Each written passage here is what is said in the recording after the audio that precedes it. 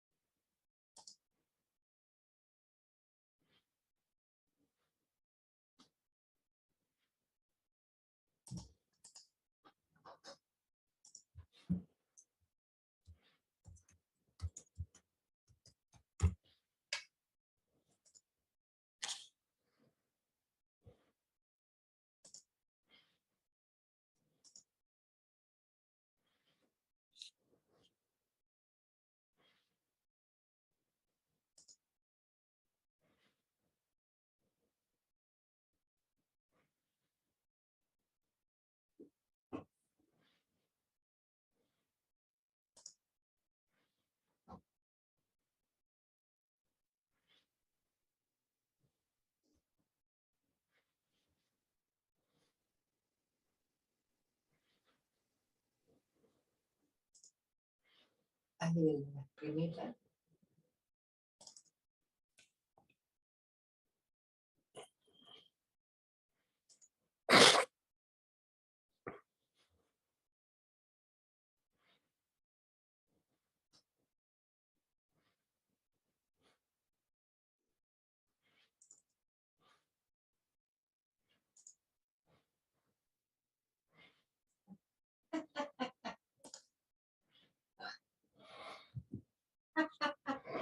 Ay, qué divertido.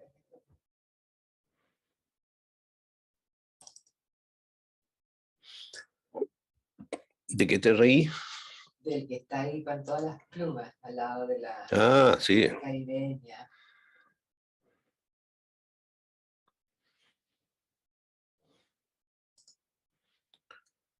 Yo Ahí llegó el Chema, listo. me imagino que debe ser incómodo andar con esa tremenda cuestión. Es como andar con la fiesta, hasta con la fiesta. Sí.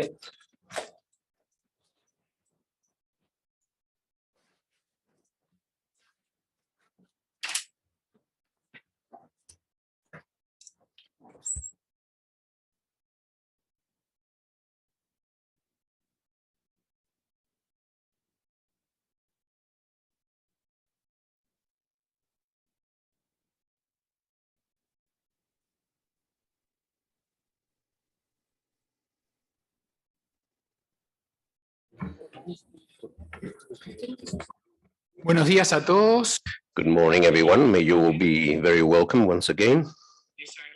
I would like to thank you for being on time and for your participation. Before we begin our work, we have received a request from the delegation of the United States of America to deliver a presentation. So I'll offer the floor to the representative of the US. So the US has the floor.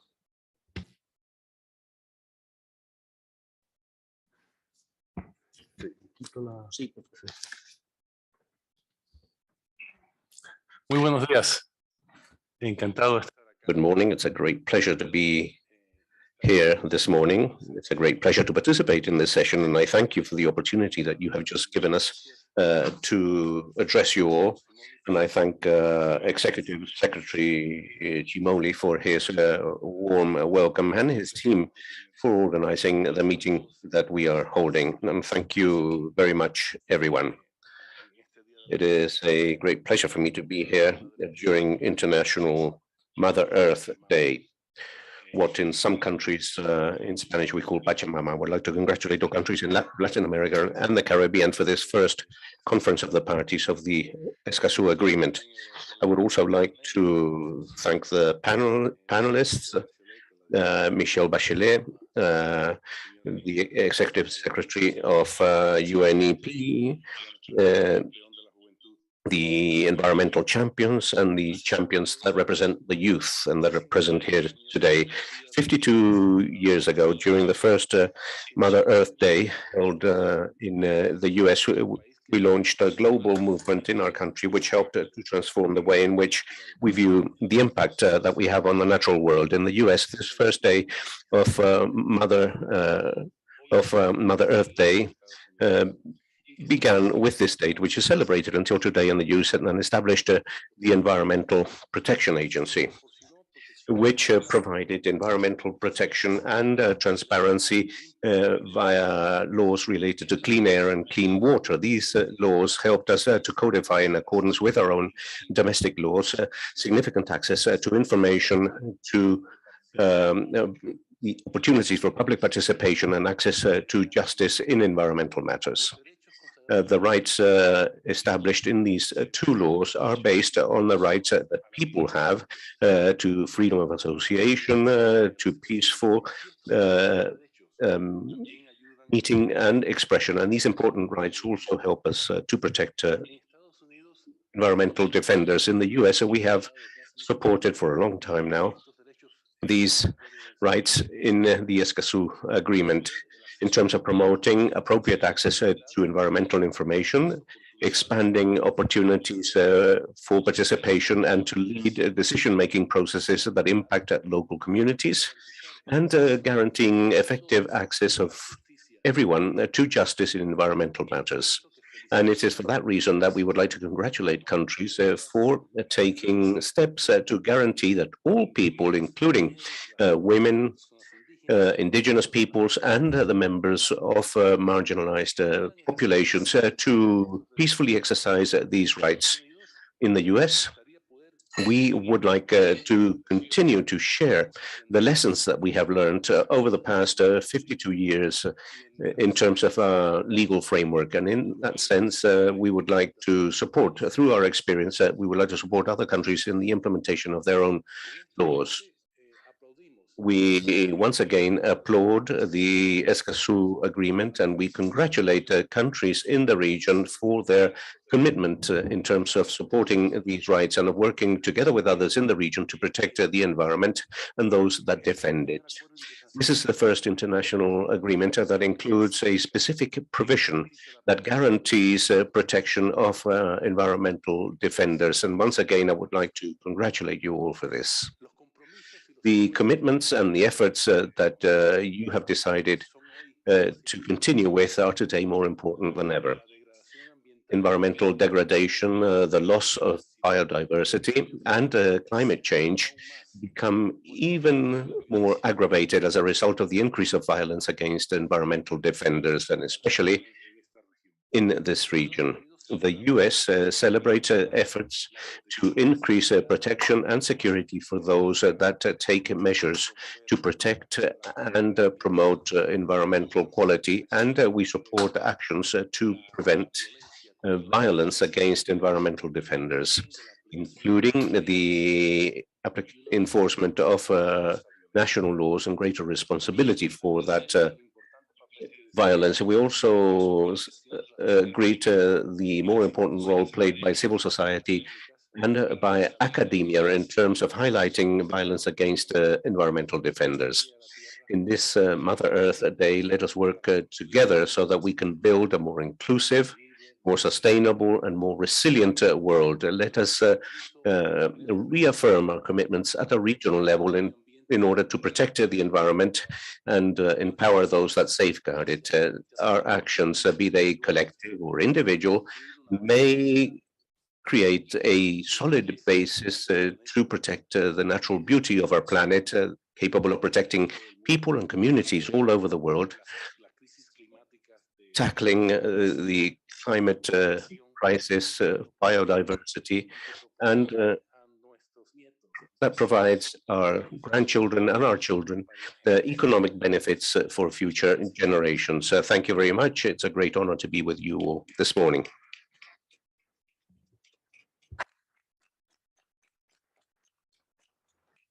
Muchas gracias, Estados Unidos. Thank you very much, the US. We thank you for your words. Now we would like to begin our third day of sessions in this meeting of the Conference of the Parties. As you may remember, we will continue with our discussion of matters related to the agreement, and now we'll move on to a high-level event on occasion of the first anniversary of the entry into force of our agreement and of International Mother Earth Day. During the session, we have distinguished personalities who will talk about the importance of the escazu agreement and the opportunities that it implies for the region. We will also be reflecting around the care of the planet and the role that the escazu agreement can play in the development of the protection of people to live in a safe and healthy environment, as stipulated by the agreement itself. In order to moderate this session, it is a great pleasure for me to offer the floor to Mario Cimoli, Acting Executive Secretary of ECLAC. Thank you very much. Good morning, everyone. We have a luxury panel here for us to debate and for us to say what we really think. Let us be as informal as possible, and so because this is context to debate all these issues in great depth. So thank you for the opportunity of acting as moderator in this panel. I would like to ask all panelists to speak for 7 minutes, because at the end we have to sign an agreement. We have an international connection, and we have to abide by the times that have been allocated for this. As was well said, International Mother Earth Day today, whilst we're holding this first meeting of the work on escazu, is a very specific, a unique moment to debate and to see how far we can go and how to view all this, to take what is historical and see how we can project that to the future. I wanted to ask questions, but I'm not going to ask questions to the public. What I would like to ask you all is for you to tell us how to move ahead, how to make progress. Don't simply tell us that it's important. We know that that is important, but we need to know how we can make progress, how we can act in this very difficult world. What projection do we attribute to this? I know that you have the possibility to do that. Let us think that this is a group that enables us to reason, looking at the future. Without further ado, I would like to move on to the first presentation, and hopefully for no longer than 8 minutes. We will listen to Luis Vallas, who is Vice Minister of Foreign Affairs of Ecuador. Luis, you have the floor. Thank you very much, moderator, chair, distinguished personalities, distinguished heads of delegations, delegates, and colleagues from Latin America and the Caribbean, and dear friends all. Ecuador understands that we find ourselves at a fundamental moment for humanity with regards to the protection of the environment.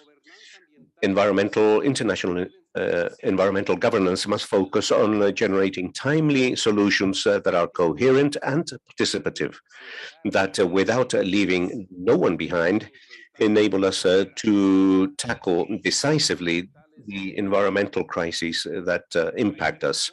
For this purpose, we must strengthen multilateralism as a fundamental element in order to promote the protection of the environment, biodiversity, and the struggle against climate change and pollution, aiming at the implementation of cooperation actions, at contributing to better capabilities, to transfer technologies and generate environmental compliance and transparency measures within a framework of justice and the protection of human rights.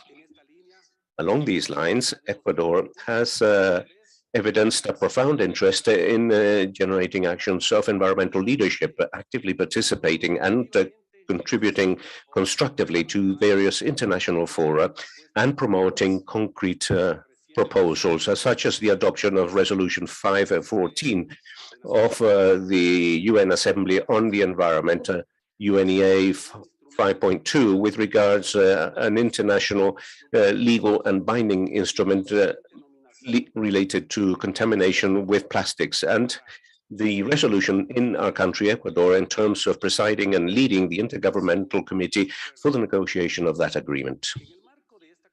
Within the framework of this, of the first anniversary of the entry into force of the escazu Agreement and of International Mother Earth Day, I would like to say that as part of the strengthening of public policies with regards to environmental matters, we have generated processes to involve all social actors, and that has enabled us to be the fourth country in the world and the first in Latin America and the Caribbean to adopt a cross-cutting policy of ecological transition towards a circular economy that is resilient and low in emissions, especially emphasizing justice, transparency, and open government.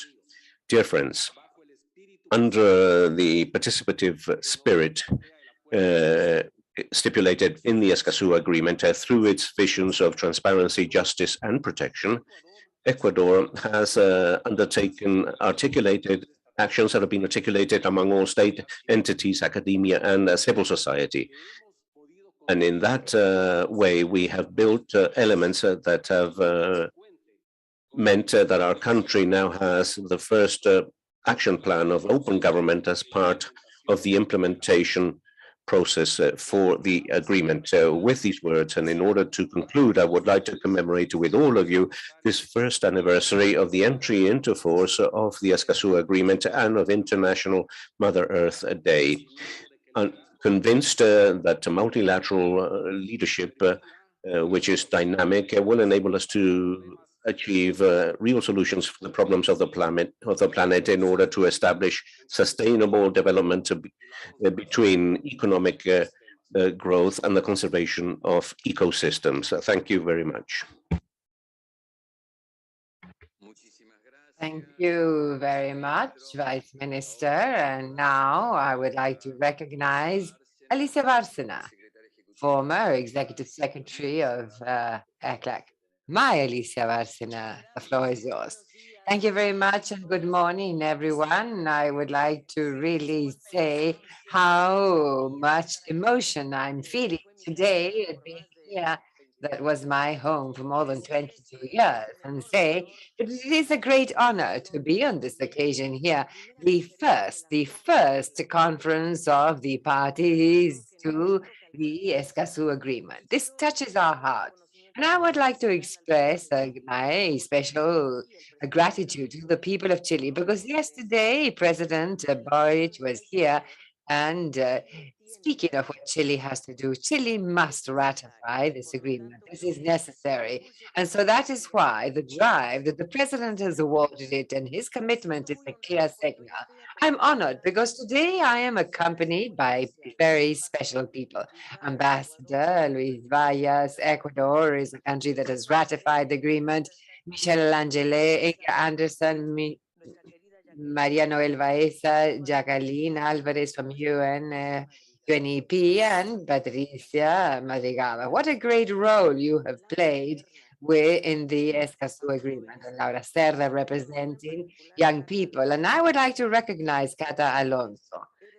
Really, you are the spokesperson of Chileans zones of sacrifice. That is what we can no longer allow, and far less that these areas of sacrifice be seen as natural and or legal.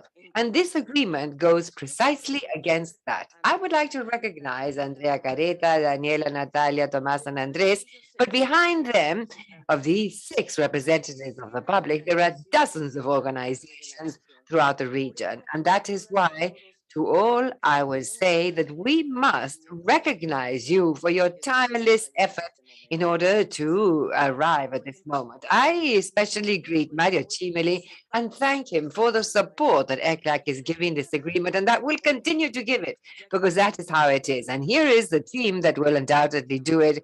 Jose Luis Amaniego, Carlos de Miguel, and undoubtedly Valida Torres, David Barrio. And I would say the entire ECLAC must get into this in depth. Dear Mario, if you allow me. And now I'm part of the public, and which I'm very pleased with this. Yes. And I'm sure, but nevertheless, you can continue to count on me. And why does this move me so much? Because here I am revealing my age. In 1992, when Principle 10 was agreed on, this is the prehistory I'm talking to you about. Very well. But as the Undersecretary said, 50 years ago, the day of Mother Earth, and we took such a long time. We took such a long time. And that is why I congratulate those who have ratified the agreement, because truly this is an extraordinary moment. And dear my Marcelo Cosillos, I would like to congratulate you because you've done an extraordinary job yesterday, precisely to agree by acclamation. And I was following everything very carefully, and I saw how you discussed, debated how important that was. And so I would like to propose that this first COP be focused precisely on the indigenous people, Nadino Calapucha, who are here with us from the association, the Indigenous Association of the Amazon Basin. This is very relevant. Yes, important. I say it because you are the silent guardians of the earth, and that is the truth. The guardians of biodiversity and also of the so many local communities and of the people that have unbrokenly maintained their knowings in defense of the earth. And we must invite more actors. That is what we need. That here we have the private sector, the major enterprises, that they should come and understand the Escazú Agreement. This is the only one in the world, first, that defends the rights of environmental defenders, but second, that proposes a road toward development that is different to ensure the full and informed participation by communities and society in development projects. And you said it yesterday, Mario, we do not want just any growth. No, we do not want just any type of development nor investment. We do not want zones of sacrifice, and far less that these be naturalized, made acceptable. When I came to Chile, I could not believe it that there were zones of sacrifice. This cannot be. And this treaty is exemplary because it shows multilateralism in action, but a different type of multilateralism because it is not just of the governments. That is why it is different. That is why it is unheard of, because this is multilateralism built with the public and governments. This is a civilizing progress. And that is why I believe that today that we're celebrating 50 years in Stockholm, since the creation of UNEP, 30 years of the Earth Summit. I think that we're on the right track, yes, but the context is so different, as Mario said yesterday. Multilaterally facing many tensions. The crisis caused by COVID is still not over, a very serious conflict between Russia and Ukraine, and we do not know where this will end. We cannot anticipate this nor quantify, and that is putting at risk the entire world's security. And what is most concerns me, apart from inflation, the context of war, the greater poverty and inequality, is that the developed world, unfortunately, the undersecretary has left, but the developed world is assigning millions of dollars to a new armament race, money that is needed for other things. As Cecilia said yesterday, we need these funds for adaptation to climate change of people and the most vulnerable nations, such as in the Caribbean, Antigua and Barbuda, and also welcome the recent meeting. This is shown clearly the day that Antigua and Barbuda graduated. That day, Barbuda disappeared with a hurricane. And that is what we're talking about. So I believe that this treaty, what it proposes, is changing the conversation, and that ECLAC also proposed it in the depth of its structuralist strategy to be able to, from the region, express its voice, raising its voice of Latin America, because we have a tremendous world commitment, because we must protect the ecological integrity of our oceans, of our seas, of our biodiversity, rivers, forests, for current and future generations. And that is why we have the champions here, the young people. This is so relevant because we're working for the future generations. And this means that we should act together with a single voice. Latin America and the Caribbean must act with a single voice, and we must take up once again, and there I see Camila, the principles of common but differentiated responsibilities to close those asymmetries, because developed countries do have a historical debt. And that historical debt now, we want them to return it to us through financing, yes, of patents. We need our patents to be released so that we can develop our renewable energy, water. Otherwise, how? With tariffs, with sanctions, that will lead us nowhere. And so, what is at play here is surviving as a species. And that is why I would say, and Galeano, who's my favorite, as you well know, he says, we must overcome this civilization that confuses clocks with time and growth with development, what is big with greatness and nature with the landscape, while the world is focused on breaking down its own sky. And this agreement proposes acting together as nations in order to protect precisely our heritage, which is extremely rich. And this is a very powerful tool. And I pick up again your words and that of the president yesterday and Andreas Anhuesa to create new institutions, better institutions. You were saying, what should we do? Better institutions with open government, with an open state, with greater transparency, good governance, and the rule of law. And we no longer want corruption. We need to move ahead towards justice and democracy in environmental matters. And that is why this agreement is so historical, because this is an agreement on access rights, access to procedural processes that contribute to human rights, and above all, to protect public goods. It is instrumental because the idea is to create institutions with clear rules, because when the laws are fair, known, just, and applied equally to all, and there lies the detail, when there are no privileges, when we overcome that culture of privilege, that is when we can, yes, make investments more efficient environmentally as well as socially, as well as economically. You do not underscore this. Or when this happens, you do not underscore the judicial certainty. And it is possible to overcome social conflicts. That's what we must do now, working with major corporations and the small ones, SMEs, all size enterprises, but for them to understand that this is the road that we want as a society. And remember, this agreement is a platform for cooperation, South-South cooperation. So many countries say, look, we not signed the agreement because we've already done all our homework. No, that's not true. Maybe we did do homework in writing. Yes, Carlos, you have your observatory of environmental democracy. And if you read it, well, the region is perfect if we are actually doing everything that is put on paper. But we have a long way to go and we have a lot to learn from each other. That is why I invite all countries that have not yet signed and ratified the agreement that they should do so. Really, join in. It is very important. This conference yesterday took giant steps because it established a harmonized basis for decision making with an inclusive procedure. It was not easy. No, it was not, Marcelo. It was it had its difficulties, yes, but we got there. Yesterday, you created something that is marvelous, unheard of, does not exist until now.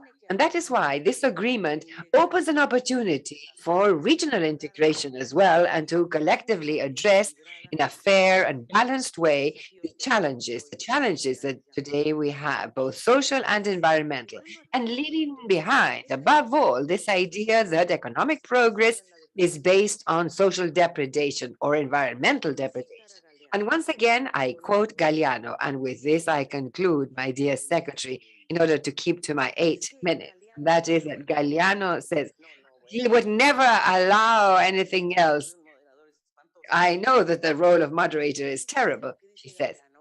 What does Galliano say? He says that history of Latin America is the history of the stripping of their natural resources. It is a land of gatherings, yes.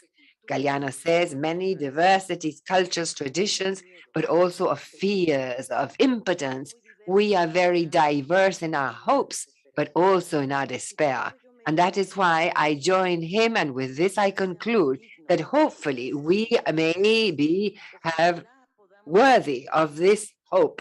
Hopefully we can have the courage of being alone and the courage of risking to be together because there's no point in having a tooth outside your mouth or a finger outside your hand. We can continue to believe against all evidence that the human condition is worthwhile because we've been badly made, but we're not yet finished.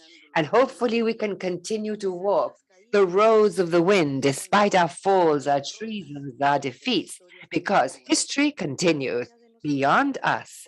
And hopefully we can keep alive the certainty that it is possible to be compatriots and contemporaries of everyone who lives animated by the will of justice and the will of beauty. No matter where you're born, no matter when you live, because there are no frontiers, these maps of the soul or time. Thank you.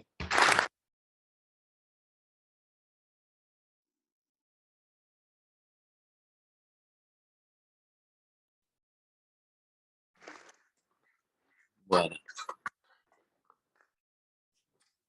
Pasamos a continuación a la... Now we move on to the next presentation that will be delivered by Patricia Madrigal, who is a lawyer, a specialist in human rights and the environment, Vice Minister of the Environment of Costa Rica. Patricia, you have the floor.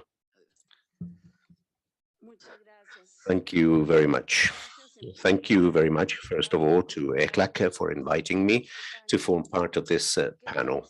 And it is definitely very difficult to speak after Alicia has spoken. Life presents us with enormous challenges, challenges that are difficult, but she says that she forms part of the public right now, but I think she's far more than that. I believe that she is our lifelong ambassador for the escazu agreement, because without Alicia's support as head of ECLAC, this process would not have been possible. I believe that all of us and each one of us here recognize that. So thank you very, very much, Alicia.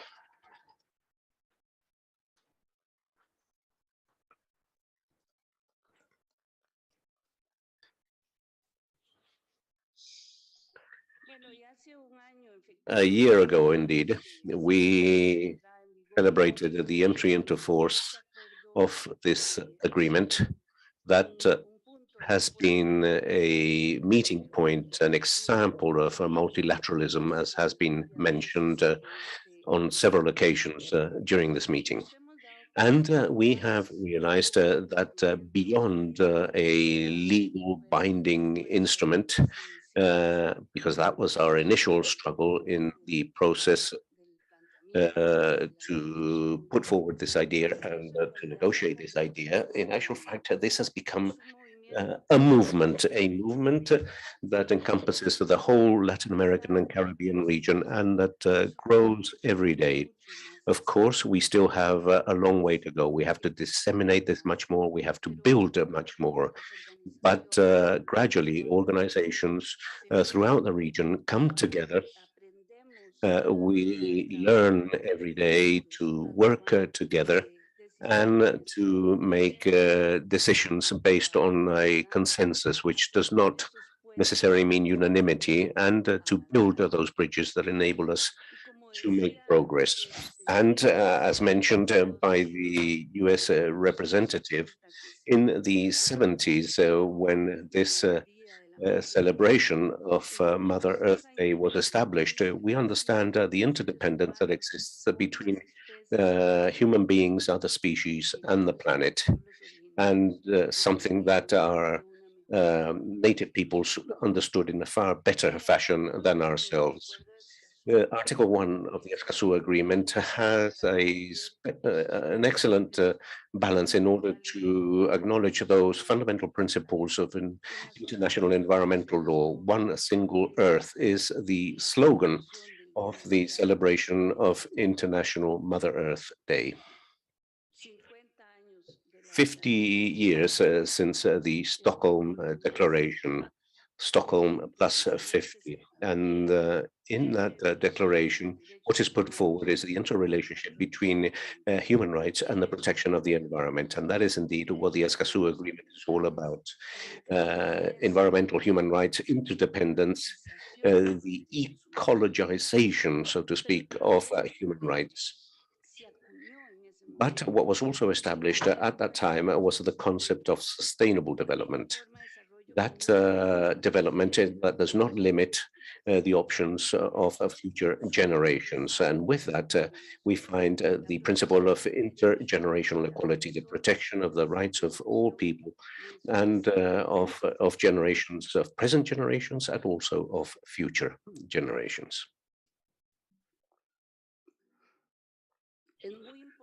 It is what is very important is the principle of intergenerational equality, which is a principle that is also present in the Escazú Agreement, because we understand that we're indebted to future generations.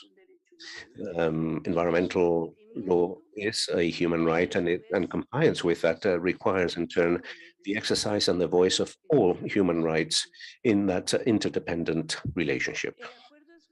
The Escazú Agreement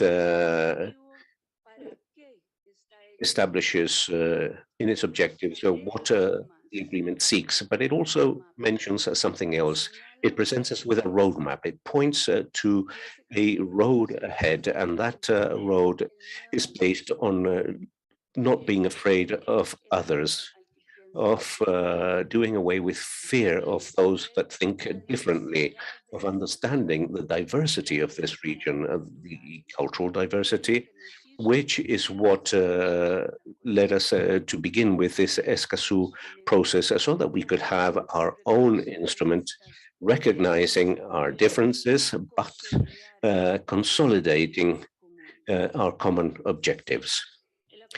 Yes, the Escazú Agreement is a robust instrument in order to care for Mother Earth, to guarantee that balance between human beings, other species, and the planet.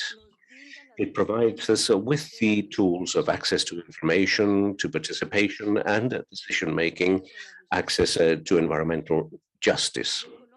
It recognizes and protects people and groups in vulnerable situations, the defenders of human rights in environmental matters. With the entry into force a year ago, what was launched was a process to build the rules, the procedures enabling the implementation and compliance with the escazu agreement. And yesterday, we reached that decision, the participation modalities and the committee for implementation and compliance. And once again, the joint work between the public and governments meant that we were able to enter into agreements thanks to the leadership of the chair present here and thanks to the support of the Secretariat. Now, with regards good faith, we took steps, solid steps in the region to protect environmental human rights and the strengthening of environmental democracy.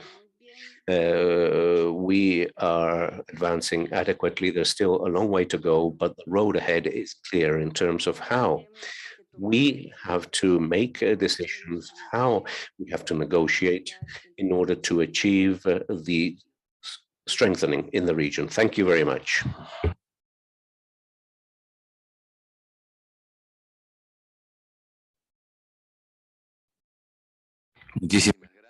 Thank you very much. And next, Cata Alonso, spokesperson of the women in the zones of sacrifice in Chile. But I would like to make a comment first. When I read this zone or area of sacrifice in Chile, it's like a terror movie. Yes, it is. Sacrifice does not exist.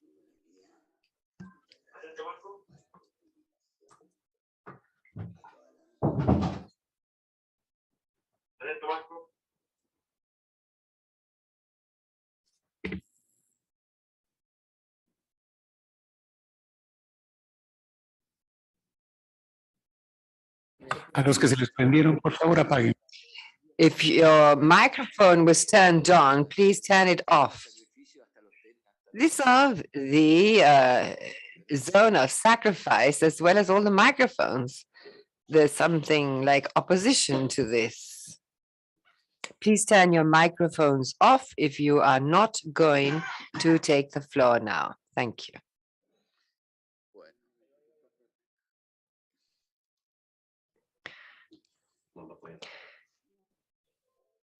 Please turn your microphones off if you are not going to take the floor now.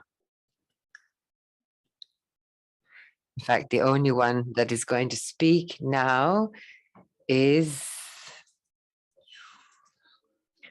Cata Alonso. So turn your microphones off.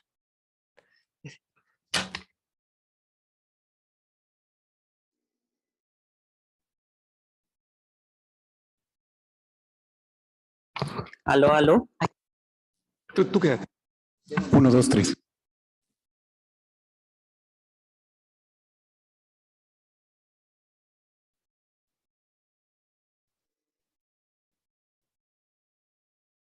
Ahora sí. Es un honor estar en este. She says it is an honor to be seated here. Well, I was saying good morning to all authorities, and I thank ECLAC for the invitation and also the civil society. I'd like to say that a just society is based not only on respecting the human rights, but also the rights that nature should have. We owe everything to the earth. Without it, there is no life. And that is why we must protect it, because finally we're part of it. And we cannot continue to overexploit it as we've done so far. Time is running out. The planet can't take any more. And this is demonstrated clearly by climate change.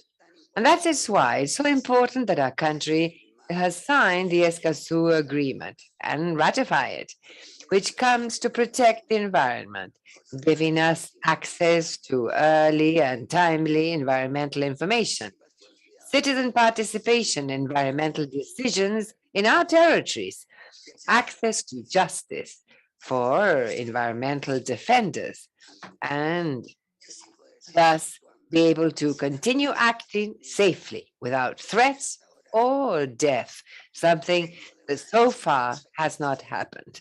I come from one of the most emblematic sacrifice zones in the country, Puchuncaví, located in the Bay of Quintero, located in the region of Valparaíso, 29 kilometers from Viña del Mar, the most touristic city in Chile. Previously, we used to live on artisanal fishing, agriculture, little livestock farming, and high level of tourism. We exported grains to Europe, beans and lentils. We had wetlands and lagoons, huge dune fields, beautiful beaches, pure fresh water, and a pristine sea. Today, in the Bay of Quintero and Putucaví, within a radius of 8 kilometers of coastline, there are 18 polluting and dangerous companies set up. Dangerous and contaminated. It contaminates our air, soil, fresh water, and sea with heavy metals and volatile organic compounds, depredating our territory. The population has serious health issues. We have one of the highest rates of cancer in the region, cardiovascular, respiratory diseases, and our children are born contaminated from our uterus, and 1 in 4 of them, children in Puchuncaví, have learning difficulties and low grades in regular schools. And there's a special school. We're a very small town, 17,000 inhabitants in total, including Quintero and Puchuncaví, 50,000. But today I'm speaking only of Puchuncaví. And so we have a special school there with many children with severe neurological diseases, congenital malformations, and lately a lot of Down syndrome and increasing autism. Our young women, and this has been normalized, it is terrible that most of our population dies of cancer, but usually after the age of 60. But today, well, we live 17 years less than the rest. This is scientifically proven. But now there are young women with a lot of breast cancer and also of the uterus. This is on the rise. And so since 2008 and until now, our children, last week there were 4 schools with intoxicated children. In 2008, more than 3,000 people were intoxicated. And on account of the poor quality of the air and the toxic materials in the area, we don't know yet what we're breathing. We won the ruling by the Supreme Court, and they said that each company had to be investigated to know what it was that we were breathing and what was being issued by each one of these companies. We need a diagnosis and only then have a plan B for contamination. But well, the local fishermen today clean the carbon from our beaches instead of going out to fish, which is what they know how to do. So this industrial park has made them lose even their dignity. And also they pay taxes in Santiago. The only thing it's brought us is poverty, disease, drug trafficking, and criminality. Only 4 out of 6 people who live in the area work at these companies. The rest come in from abroad. So despite of our serious environmental situation, we have hope, and a lot of it, that with this escazu agreement, with this government, and the approval of the new constitution, we will be able to recover these zones of sacrifice in the country and move forward. We will move forward without losing our own values, building a more just society where nature is the central theme in the lives of all of us. As ambassador of the escazu agreement of the 5th region and as representative of the environmental organization Women of the Sacrifice Zone in Resistance, We think that all civil society should participate in this agreement, and that in our country is also made up of Afro-descendants, migrants, and indigenous people who have a lot to teach us on how to care for Mother Earth. Thank you.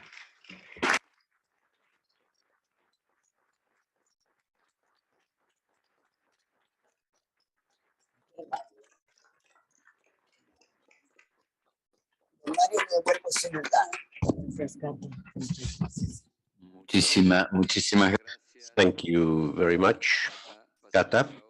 We would now like to offer the floor to Laura Serna, who is a young champion of escazu. You have the floor.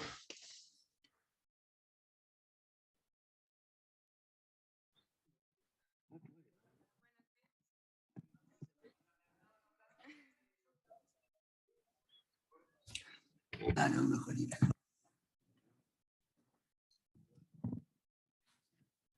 Esta me parece la mejor moderación, la más democrática. Vamos.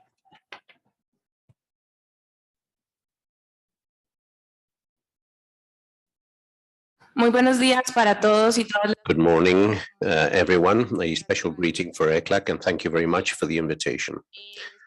It's really an honor to represent the voice of youth in these very important spaces, and especially when it comes to a diverse region with ethnic communities with various needs, and that today sits down to talk about environmental democracy. So the first thing I'd like to say is that no treaty, no legal text can generate change on their own. We have spent many years building rules that are sufficiently robust to have a country that we dream of, but that is not our reality. So changes.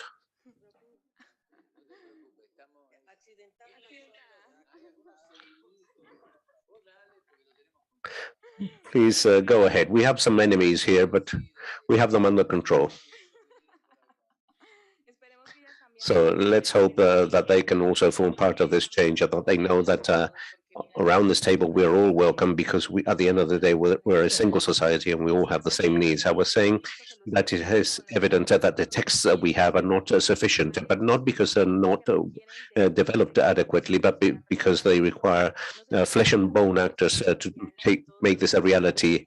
Everybody can, in a society, participate. We must establish our points of view, and all of us have needs. We need joint work in order to build a new social fabric. Latin America and the Caribbean have a fabric that is damaged by violence, by the misuse of resources, and by the use of several, and by the violence against people that protect the environment. With the escazu agreement, we hope that we will have a new social fabric that enables us to heal wounds of the past and build a new generation for those that trust and hope that Latin America becomes an example for the whole world in terms of environmental democracy. It is fundamental for us to know that the actions rely on what we do now. The results will depend on the actions that we undertake as from now. And for that reason, we need a civil society that is empowered and that has pushed forward the escazu process. We must make an effort to have a much closer reality to what we have envisaged on paper. The SDG agenda is absolutely fundamental for states in our region. We need to be committed with our needs and with the true reality of each country. That is fundamental.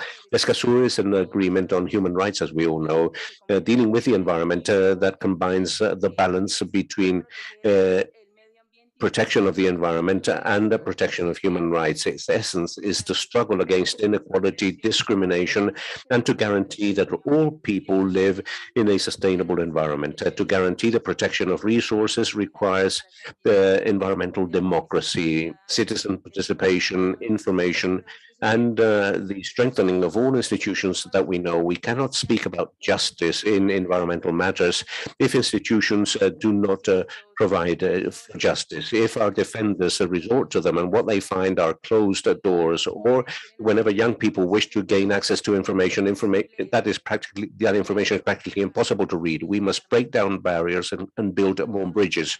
We cannot protect the environment without protecting the people that have devoted their whole lives to that.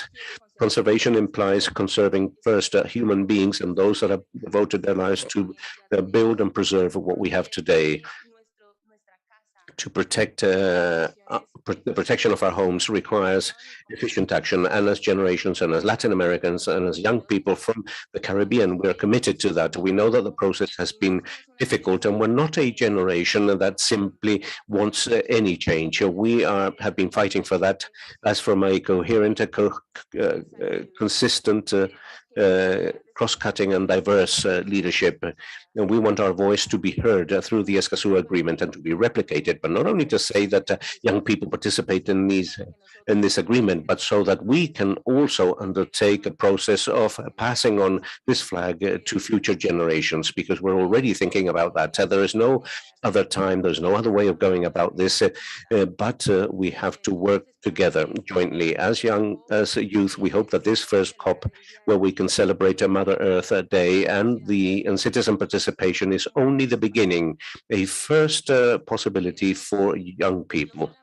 We want for there not only to be participation mechanisms for the public, but that youth can have a voice consistent and coherent with reality. We are aware that the agendas of our nations require necessarily the active participation of young people. And for that reason, as from COP and as from all the scenarios where we have participated, we have insisted on the fact that young people must participate in these meetings. And not only to talk about what we're going to do, but about what we're already doing, in the belief that change begins with us. And even though marvelous things have been built, what comes in the future will be much better. Thank you very much.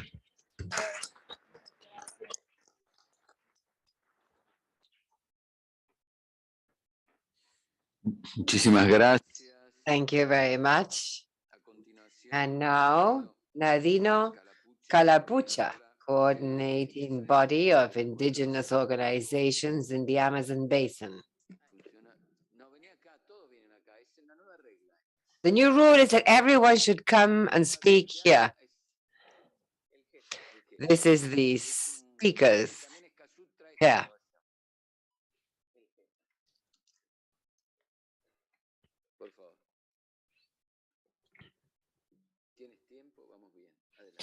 Who are doing fine. Go ahead. Kiguna paniguna, tuku llaqtamanta ayllugunan alipuncha. Muy buenos días. Good morning, everyone. For me, it is a true honor to be here, representing those who are no longer able to speak, in representation of Mother Earth in the Amazon Basin that cannot speak, but expresses itself in many ways. There is nothing to celebrate.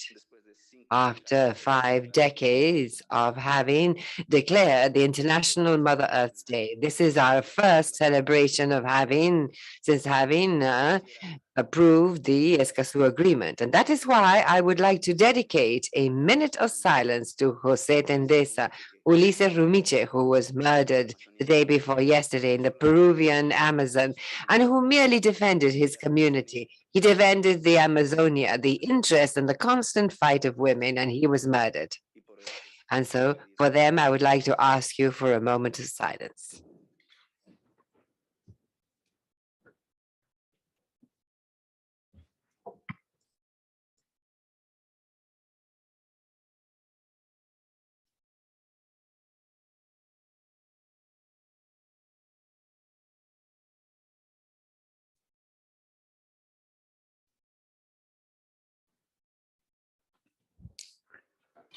Muchas gracias. Thank you very much.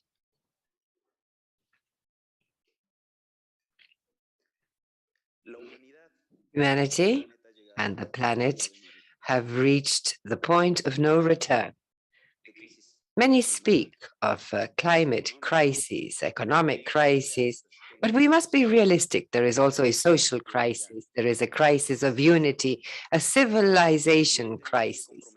And today we must commit to change that history, because in more than 5 decades, have been celebrating the International Day of Mother Earth. It seems that states have not changed their public policy and not taken that important step to protect it, because we have continued to do things based on an extractivist model of development that kills our Mother Earth and its guardian children.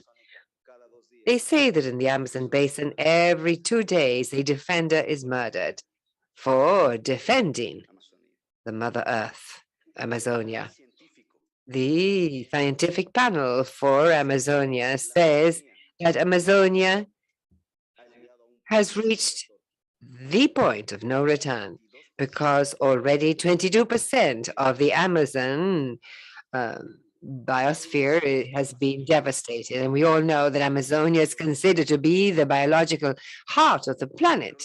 But indigenous people, we are here and we've not kept quiet and we've not just been talking.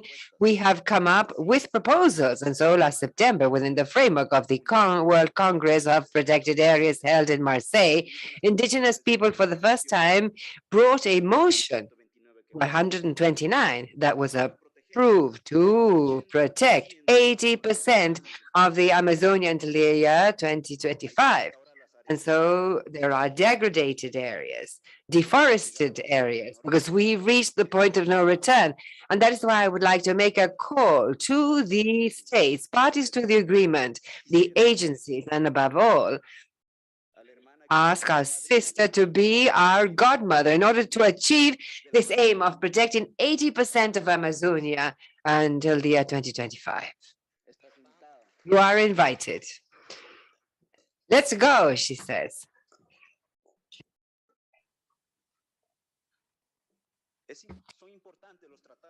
Treaties and agreements and statements are important, but it's more important to begin to do things because there is no time. And it is we who can change the history of this planet. And that is why I feel proud also that children, adolescents, and young people are active and fighting, because if they are fighting, I can say that humanity does have hope.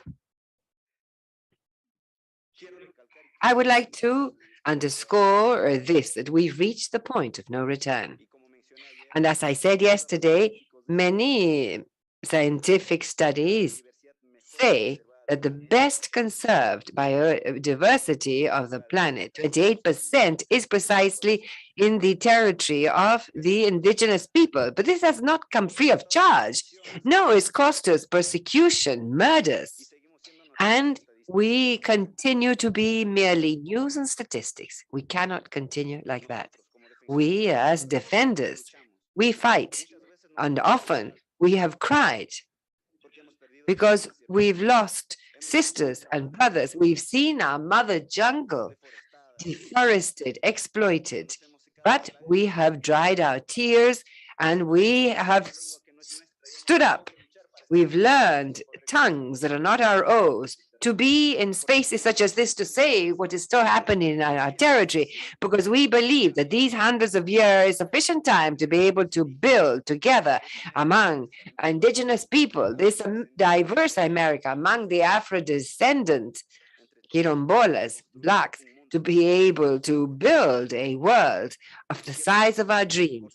I would like to express to you a cordial greetings on behalf of our coordinator, Jane Jose Gregorio Mirabal, the indigenous of the Venezuelan Amazonian, who's not been able to be here on account of the rules and the conditions and countries, and he was not given a visa to access the conference. But he is fighting. He's aware, he's committed, he says that we need to protect our Amazon jungle. And he sent a message.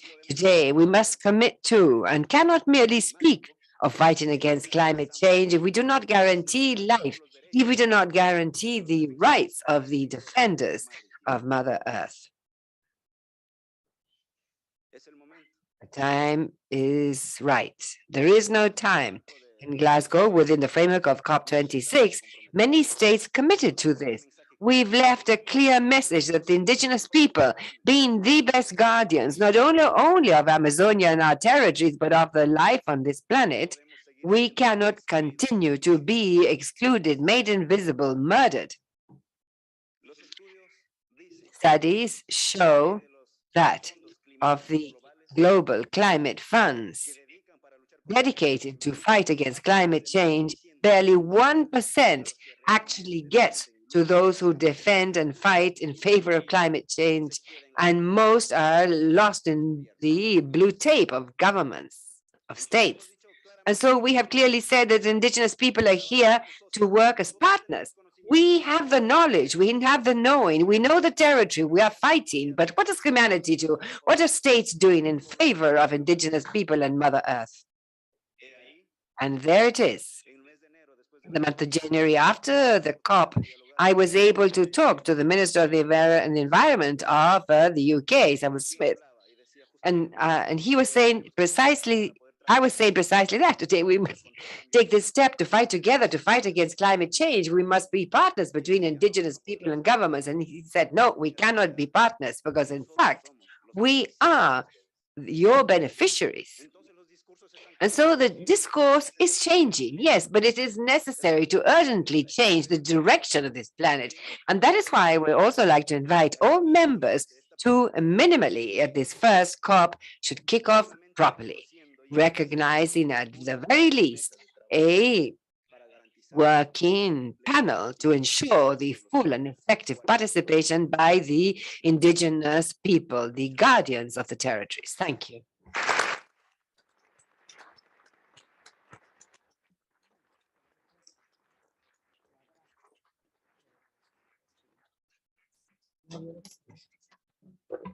Hola, ahora se escucha. Okay, everything seems to be working okay now. Perfect. Now we'll offer the floor to Maria Noel Baeza, who is the Regional Director for the Americas and the Caribbean of the United Nations Entity for Gender Equality and the Empowerment of Women. Thank you very much. It's very difficult for me to speak after the people that have spoken before me.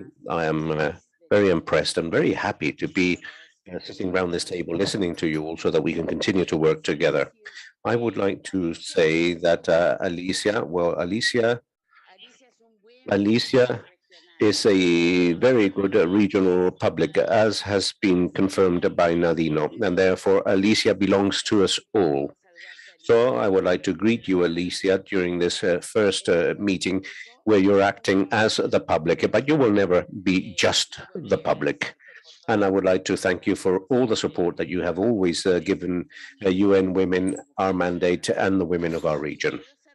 And I would like to be hard-headed, as Galeano said, to establish a link between women in all their diversity and all their differences with the environment and the protection of women defenders. And I would like to respectfully ask all our dear representatives that in the declaration you don't only speak of men defenders, but also women defenders, because regrettably, 119 women defenders of human rights and environmental rights have been assassinated in Latin America since the pandemic started. And therefore, that inclusive language is tremendously important to talk about men and women defenders. That is very important. And I also want to be hard-headed in terms of this link that we must permanently have when we refer to the environment, to its protection, to escazu, to COP, and to everything that implies making headway with this marvelous agreement and with universal COPs. And why do I say that? Well, because often that link is not evident. Often we have left aside the role played by indigenous women, rural women, Afro-descendant women, who are located in those marvelous places that preserve water and biodiversity. And it is often them well, not often, it is always them that suffer the consequences, the disproportionate consequences of desertification, lack of water, lack of biodiversity that they have protected.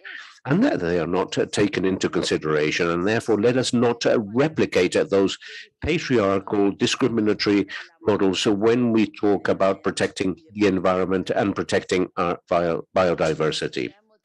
For us, it is a tremendous satisfaction, and I certainly thank ECLAC for inviting us to share this warning with you so that we can all be hard-headed in terms of permanently establishing this link between women in all their diversities and the protection of the environment. All the reports of the Intergovernmental Group of Experts on Climate Change point out something that is extremely important and that we are trying to tackle through this committee.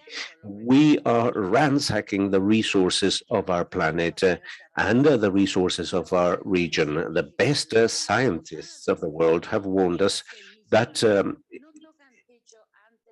if emissions don't reach their highest level before 2025, if that doesn't stop there, we will very quickly begin to suffer, and we will have additional climatic catastrophes such as the planet warming of more than 3.2 degrees centigrade by the end of the 21st century. Now, this is something that will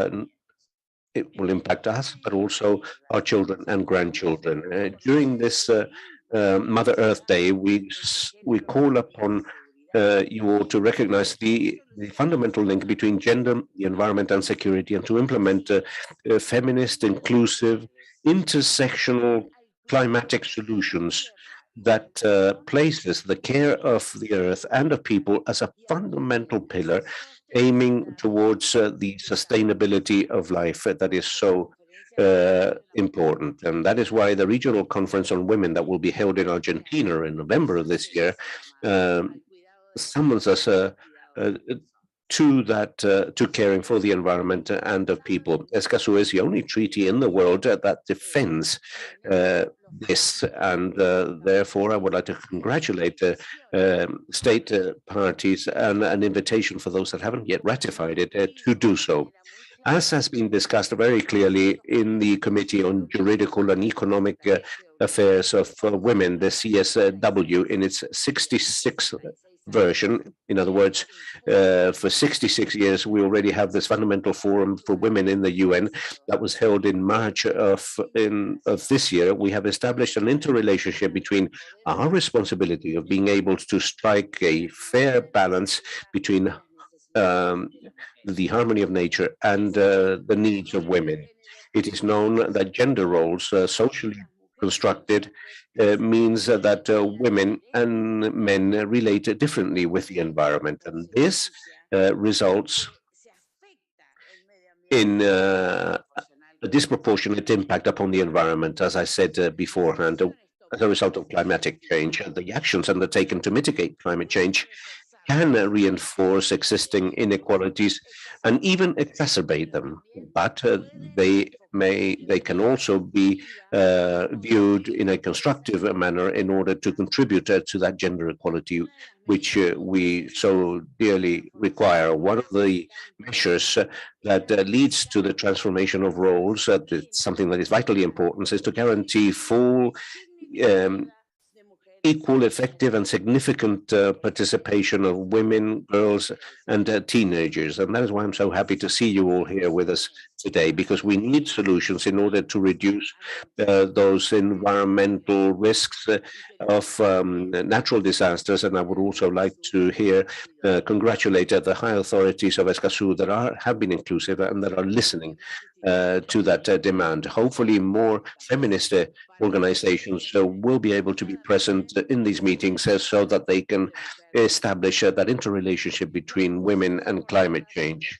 The conclusions agreed in our global meeting of the CSW that was held this year establishes an ambitious plan to increase resilience and the capability for women to adapt and to crystallize their human rights in a comprehensive manner over time, with a specifically referring to groups of women in situations of greater vulnerability, such as women and girls living in rural situations that are indigenous and that are disabled. I am fully convinced that these measures to recognize the Earth and its ecosystems as our home will create thousands and thousands of jobs in our region, and hopefully they will be jobs with that vision, with that hard-headed vision that will welcome women and that will be able to have remunerated work, because so far indigenous women have not had a fair remuneration to protect the environment. I would like to highlight that the Latin American indigenous women, and especially those that work in rural areas, have resisted a way of life that contaminates water, that destroys forests, that privatizes seeds, and that degrades soils. And this is a protection that they provide without being remunerated. And that is why we have to place it at the very front whenever we defend nature and when we distribute those resources as a result of the major announcements that have been made in Glasgow and in other COPs, the Green Fund, the Global Fund to protect the environment. And indigenous women only receive 0.6% of that. In other words, nothing. In this sense, I would like to highlight the celebration that was held last year of a regional meeting on gender and climate change that was financed with the generosity of Luxembourg, and that for the first time had two basic spokes entities, the Ministries of the Environment and the Ministers of Women and Gender Equality. We need to bring these two institutional frameworks in order to deal with this issue in a much more comprehensive fashion. I would also like to highlight that we are promoting in the world 7 basic women's empowerment principles. We know them as WEBs for their acronym in English. And companies, businesses have to necessarily look towards a community. A business cannot look without looking towards the economy, without establishing those links with the economy, with the community. And that is why it's important, as Alicia said, what is important is the participation of the private sector so that they can become aware and that they can be educated. And I am impressed whenever they sign agreements on economic empowerment, business people say to me after a while, it was so useful for me to be educated about these issues because I was unaware of this. And gender equality, believe it or not, is a good business for them. And gender equality with the preservation of the environment is good business twice over. And that's why it's important to bring closer to us representatives of the business community, because they generate quality employment. And we need our women to have quality employment and to leave those 17.8 million women that work in informality in our region to make them formal. And that is why that intervention of all stakeholders of society will enable us to advance towards sustainable and inclusive human development that respects the environment and that is no longer an extractivist model, to become an inclusive and more humane model. And that is why I would like to thank you enormously for listening to me. I hope I have represented women in our region, and I would like to say that we will continue in a hard-headed fashion to struggle for this link. Thank you very much. Thank you very much. Thank you very much. I see that we are already connected with Michelle Bachelet, United Nations High Commissioner for Human Rights. Can you hear us? Yes? Right. And so we will move on with you straight away. Yes, thank you, Mario, Your Excellencies, friends of the civil society and indigenous people. This International Mother Earth Day, I am pleased to accompany you at this first conference of the parties to the agreement of Escazú.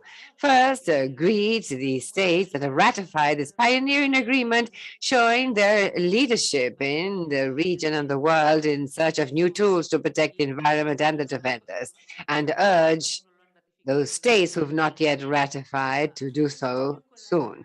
30 years ago, with the Rio Declaration on the Environment and Development, the bases were laid for the commitments required to move ahead with environmental rights. And at international level, we've seen steps in this direction. The entry into force of the Escazu Agreement and the Council of Human Rights right to a clean and sustainable environment in the last session in September 21. And the need to find a balance between the economic, social, and environmental needs and promoting harmony with nature. This also echoes in a call for action in favor of human rights by the UN Secretary General, and that includes the rights of future generations and climate justice. However, we see that the triple planet crisis and climate change, contamination, the loss of biodiversity is seriously affecting the full enjoyment of rights, as the right to appropriate food, water, education, housing, health, development, and even life itself. And the crisis has also led to an increase in social conflicts, tensions, structural inequalities that lead people to face situations of great vulnerability, especially those with a high risk of exclusion, such as indigenous people, Afro-descendants, and the women who live in rural areas, well, women in general, in fact, older persons and persons who live with disabilities, and peasant populations or populations living in extreme poverty. The intensification of this crisis over time is a major challenge for human rights. And in the environmental damage and injustices, all covered by the escazu Agreement, is one of the most effective ways for states to meet their responsibility with regard to the planet by promoting the rights of people. And so the agreement is a great opportunity for those states to implement effective measures on access to information, participation, justice, protection, placing people at the center and groups historically abused and marginalized. Your Excellencies, friends, the Escazú Agreement is a milestone because the protagonists are the defenders themselves. And I believe that many friends, Nadino spoke so eloquently of the serious harm suffered by environmental defenders. I think that we can sum up the spirit of Escazú in that if we want to defend the environment, we must protect those that defend it. However, as he indicated, the data that we've compiled in our office, 3 of every 4 murders of defenders of the environment and the earth occur in Latin America and the Caribbean. And in addition, environmental activists face legal court cases, often filed by enterprises with extractivist activities in these areas that should be protected. This is undesirable, and this must be addressed, must be given priority in our region. People and organizations that defend the environment do not have a safe surroundings, no space for effective participation and decision. And if this does not change, policies will continue to fail. The most recent report by the group of intergovernment experts on climate change relays that structural vulnerabilities to climate change can be reduced by legal interventions, political ones, and processes carefully designed and implemented from local level upwards, addressing inequalities based on gender, ethnic origin, disability, age, location, and income. And this includes rights-based approach focusing on capacity building, significant participation by vulnerable groups, and access to funds to reduce risk and adapt. And the right to participation in environmental matters covers participation in public policy and regulatory regulations, and participation in activities that could have a significant impact on the environment. The public, though rights holders, civil society organizations are key players for democracy in the show critical aspects and opportunities that could strengthen policies with regard to the environment and development. The Escazú Agreement is a critical voice for environmental democracy and in line with the 2030 agenda and sustainable development, leaving no one behind. I would like to ratify not only the contribution by my office to support these efforts. I have been a spokesperson of the escazu agreement. And in the COP in Madrid, we did a joint launching with ECLAC. I've been a spokesman in these other regions, in Europe, in Africa, in Asia, to see the escazu agreement as a model to be followed. And I would like to say that I'm hoping that measures may continue to be adopted, making this world full of uncertainty, insecurities, and complexities a safer place for all, but above all, for people who are defending the environment and human rights, for the men and women defending the environment and human rights. Thank you.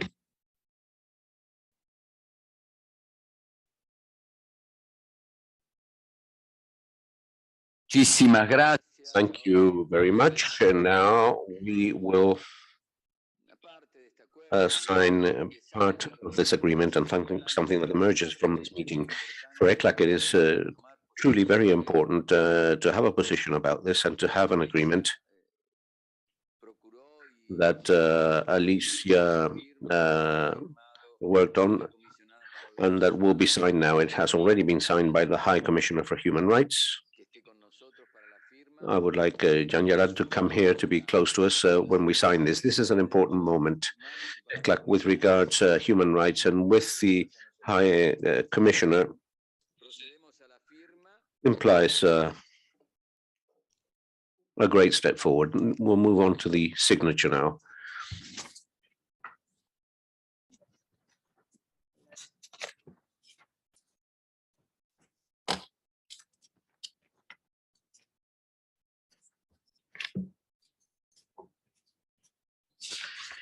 Y con esto, gracias. Creo que Thank you. I believe that this is something very positive and that this is something very important. We have spent many years on this to the signature of something on human rights in ECLAC seems to me to be a tremendous step forward. So thank you for signing this. Thank you, Mrs. Bachelet. Thank you, Alicia, for being with us here today. And now we can continue with the next part, and let us give ourselves a warm hand.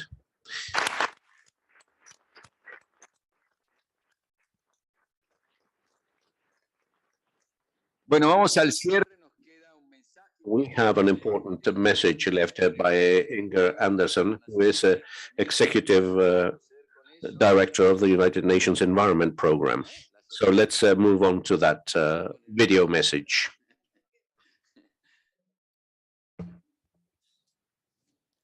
Today is a historic moment for Latin America and the Caribbean.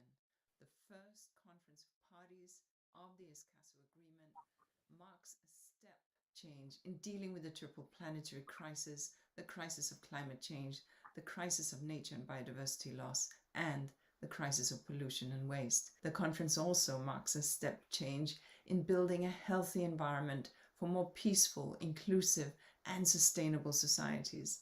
The conference marks a step change in protecting those who protect nature upon which we all depend. But it's not just a historic moment for this region. This is a historic period for the region, but also for the world. Historic in the sense that what we do or don't do over the next few years can change the very course of human development, indeed, of our planet. We face, in essence, a simple choice. Do we ignore the warnings of the Intergovernmental Panel on Climate Change and other bodies and keep polluting our way to short-term prosperity as the planet warms and nature dies? Or do we finally tackle the triple planetary crisis head-on and secure the natural world so that benefits from this world to be shared with everyone, generations to come? We've already made the resources involved. We have not yet started deeds. Of the United Nations Environment Program and indeed of the birth of the environmental movement, we must act in the Stockholm spirit so that its benefits may be shared with everyone. The escazu agreement is one pathway to action that we all need. This agreement explicitly guarantees everyone's right to live in a healthy environment. Escazu is the first environmental agreement that contains an explicit reference to environmental defenders. But let's not underestimate the scale of the task ahead. There is a long way to go before the words become action, particularly when it comes to environmental defenders. Yes, the agreement is a step towards creating a conducive environment for environmental defenders to freely exercise their rights. And it's encouraging to see that several states in the region have already taken steps in this regard. Yet, as we know, civil society actors and environmental defenders still face discrimination, harassment, threats, intimidations, and yes, attacks and killings. We've also seen worrying signs of the dismantling and hampering of the exercise of rights to freedom of expression, association, and peaceful assembly. We've seen repressive measures to silence critical voices and control access to information and the freedom of the media. Reversing this trend isn't just about protecting environmental defenders. Reversing this trend is about protecting ourselves. Areas managed by Indigenous people and local communities who make up large percentage of defenders have been consistently shown to suffer less degradation. The world needs this nature intact and doing its job in regulating the climate and hosting biodiversity so that we can meet the Sustainable Development Goals. This is why UNEP is so committed to working with the states, the Economic Commission of Latin America and the Caribbean, and defenders themselves to make Article 9 of the escazu Agreement a reality. So, dear friends, I congratulate the 12 countries of the region that are parties to the agreement. My special thanks go to Ms. Alicia Bacena, the former Executive Secretary of ECLAC. Her leadership was absolutely pivotal in bringing us to this point. We at UNEP look forward to working with the Executive Secretary ad interim, Mr. Mario Tumuli. You've come far to reach this point of holding this first conference of parties, but now is the time for full and meaningful implementation of the agreement and of its provisions. Now is the time for our states to ratify the agreement, and now is the time for every one of us to do everything that we can through the environment to balance with nature. Thank you.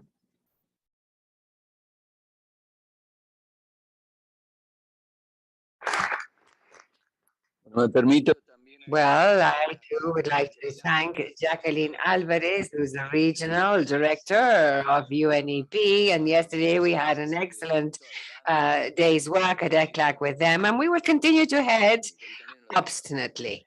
Yes. So I would like to thank you all. This has been an excellent panel, very much to the point. And we believe that it is a good way and context to see it. I believe that this claim that yesterday a defender of rights, while we were at this meeting, was lost his life, and that shows how important what we're doing is. This cannot happen. This cannot be a model to continue. And I think that we must follow this with great attention. We must relay it with great attention, and we must remember this every day, that this may have happened and that this happens every day is truly brutal. And having an area like they described here in Chile that produces what it produces, I think it is dramatic. And so our task is to make these agreements, work under the agreements, and bring them down to territorial level and in every country, so that this should not be left, because what we're doing is not politically correct. No, it is difficult. It is tough. But I think that this meeting has been excellent. I would like to congratulate the chair and all our teams who have been in this. And once again, congratulate the big boss. She was my big boss, yes, for many years. So from all of us, because we are agreed to put our will, obstination, and work into this. And countries are above. Yes, I know that yesterday there were excellent discussions. but we're moving ahead. So thank you all for being with us. Thank you, Alicia. My thanks to the whole team. You put pressure on us. Yes. Make us feel guilty. Yes. Hammer on. So once again, there's coffee outside and you're all invited, and then we will continue with the next panel. Thank you. A big round of applause for the moderator, please. Quiero saludar a Michelle. I would also like to greet Michelle, who is there. Can you hear us? You're far away, but we send you our warm greetings from your land. Thank you, Mario. A big embrace to you and my dear Alicia. Muchas gracias a todos. Well, thank you all very much. We must continue working. Yes. So we will have a 15-minute coffee break, and at 11, we meet back here again. Thank you.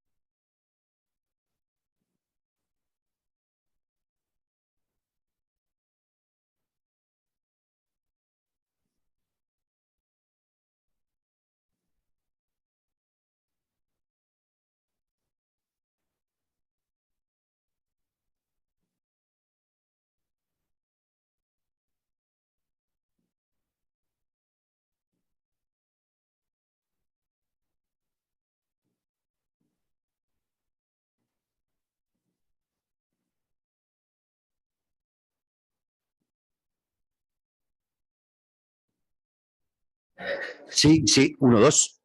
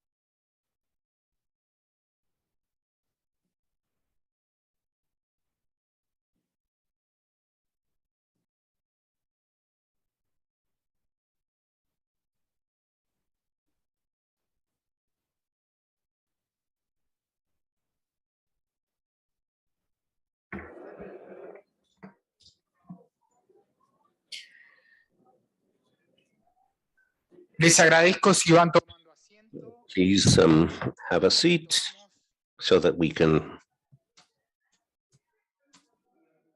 resume our work.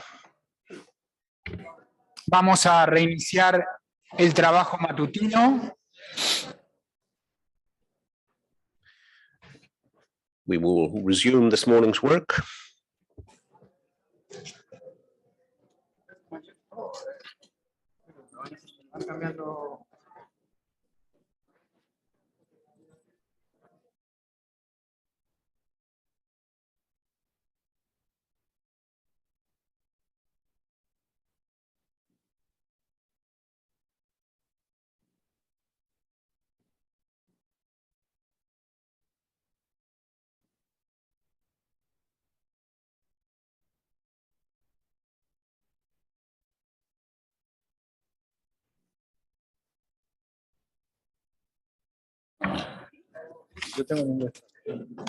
Les agradezco entonces que tomen asiento.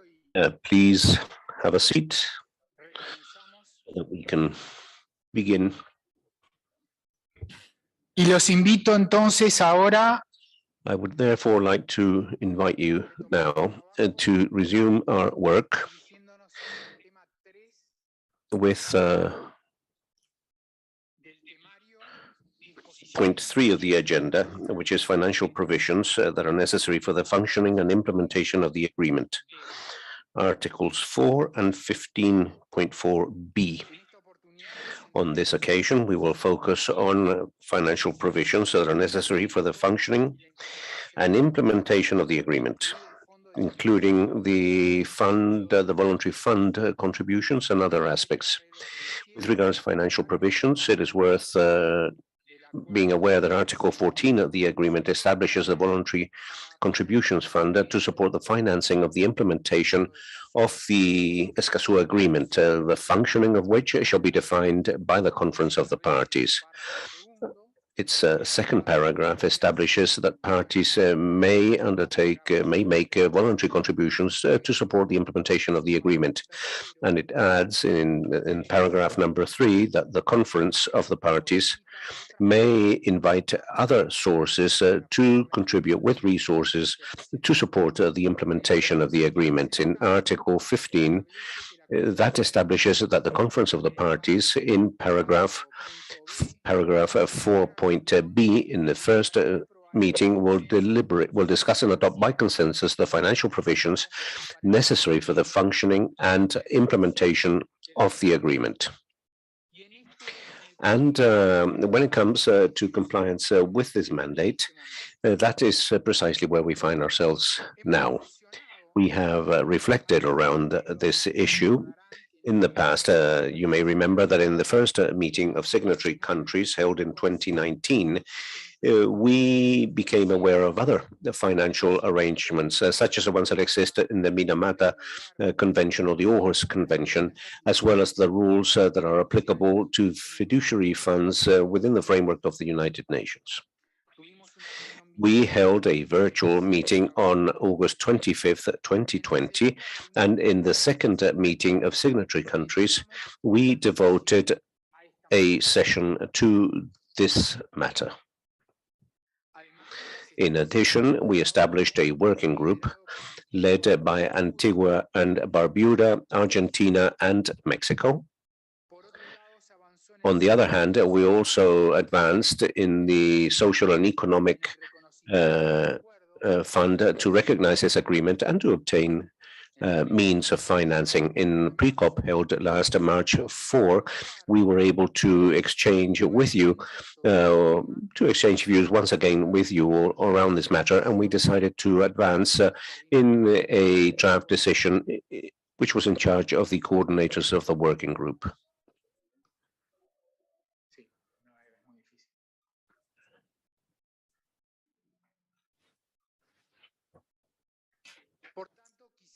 In consequence, I would like to ask you all to pay attention to the draft decision 1/4 prepared by the coordinators of the working group.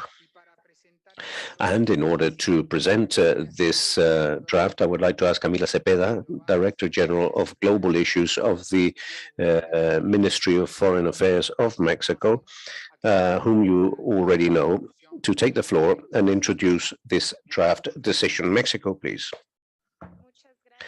Thank you very much, Chair. I think you all have with you this draft decision related to financial arrangements that, as you can see, and as mentioned by Marcelo, is quite simple. We do not want to make your existence difficult during this first conference of the parties. What we want is for this voluntary fund to start operating, and that we have the financial arrangements in place, enabling us to begin with the implementation.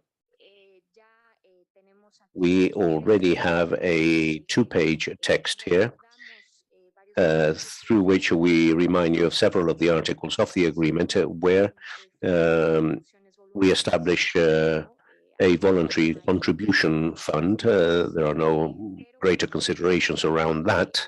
And I would like, and this is a very small petition, because I have just been told by the youth something that we had not taken into consideration beforehand. And having heard the words of panelists this morning, I believe that is something that we left out. And therefore, if you allow me, in the considerations, in addition to the text that you have, and that refers to considering that financial arrangements must be based on the principles of equality, non-discrimination, transparency, accountability, solidarity. We should add there intergenerational as well: coherence, equitable burden sharing, efficiency, and sound financial management. So, the request is to add intergenerational there, and we hope that the parties will support that. After that, we move on to a whole series of specific agreements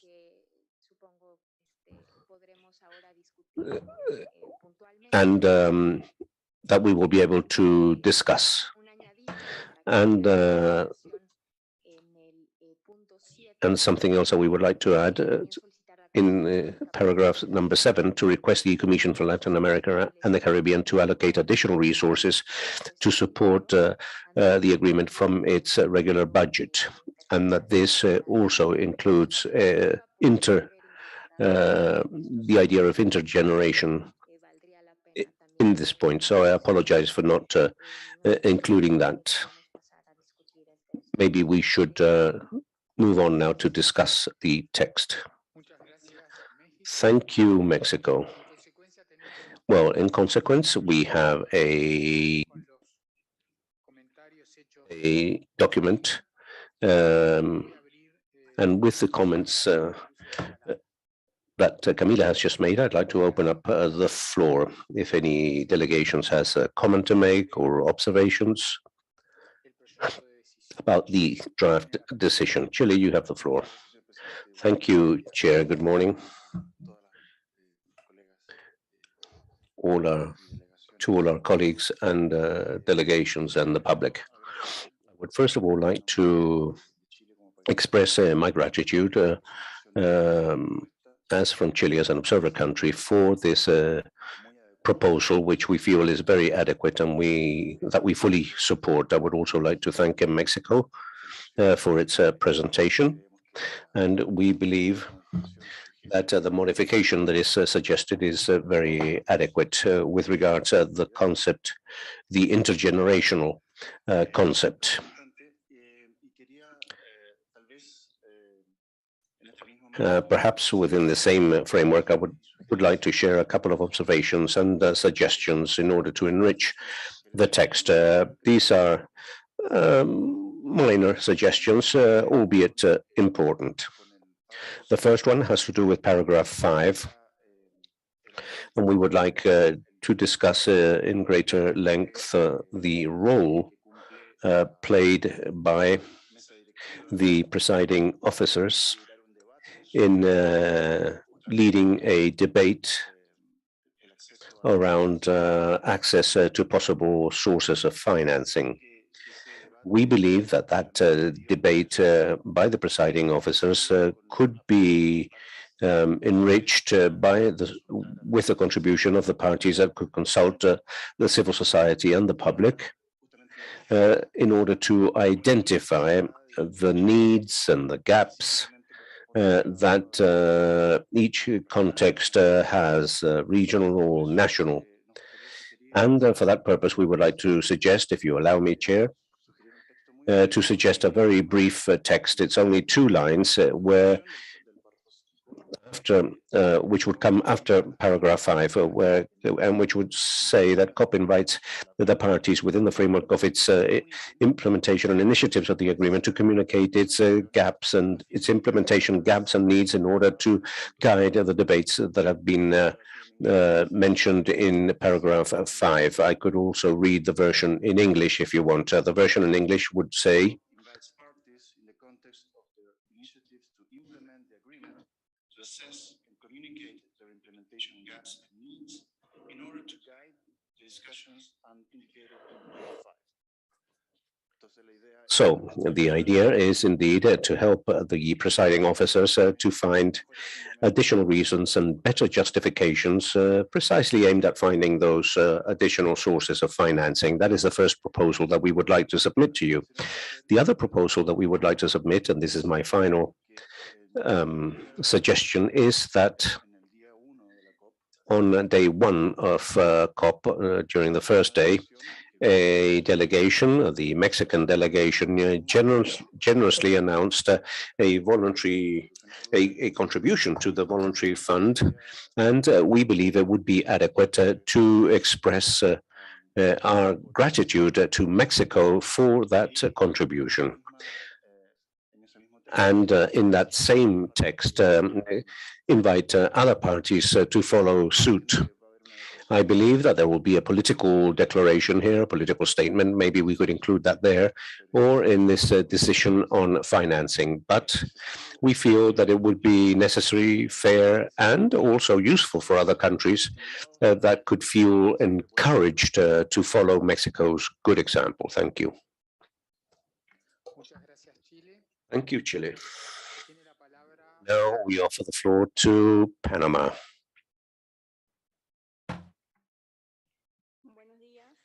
Good morning. First of all, I would like to thank the youth for the proposal that they have made of including in the text or to envisage the concept, the intergeneration concept.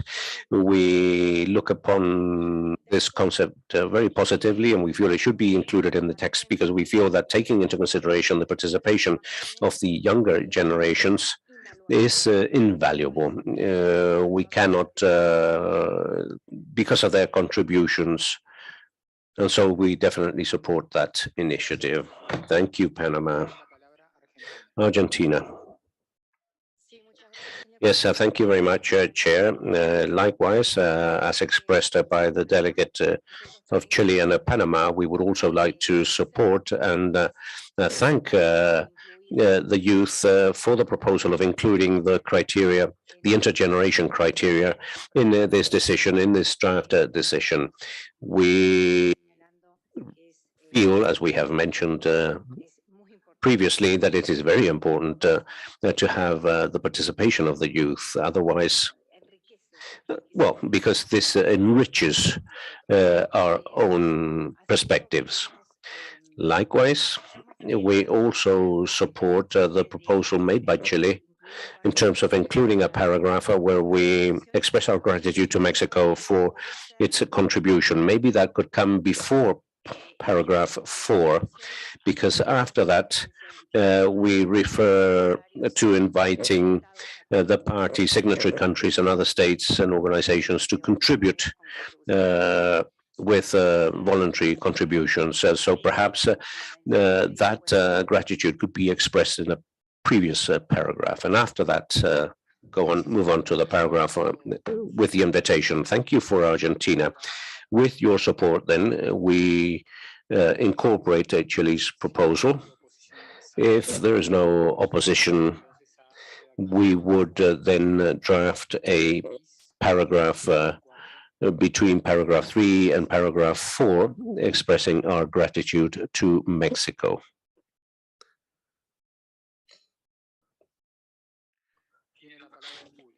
The public has the floor. Excuse me, Chair, but it wasn't about this point that I wanted to ask something, so I'll wait. I'll wait. Thank you. Thank you, Andrea.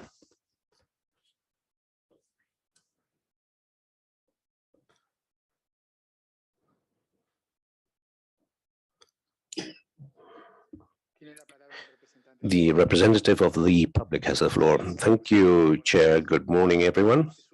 This is a very important point that has to be considered, especially for the participation of the public. In this sense, we have always expressed the importance of financial resources, a fund that is open to countries and to other sources of financing, and we must commission the Secretariat to study that financing. But we would also like to mention some aspects that seem to us to be a priority. We already have this practice in place, but we must strengthen it in the sense that with regards to the destination of these resources, that this practice be aimed primarily to the support of the public and groups that are vulnerable, so that they may participate in the conference of the party, so that they may be present and work together with the committee. So we would like this to be highlighted within the mandates of the Secretariat and learn from everything that has been expressed in this conference of the parties with regards to the participation of the public. We thank the representative of the public.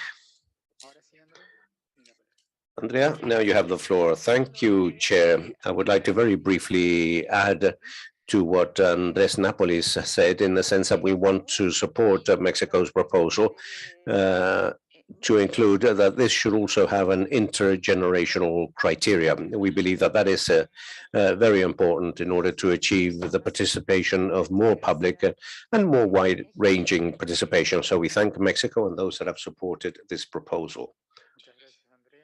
Thank you, Andrea. No veo más. I see no further comments.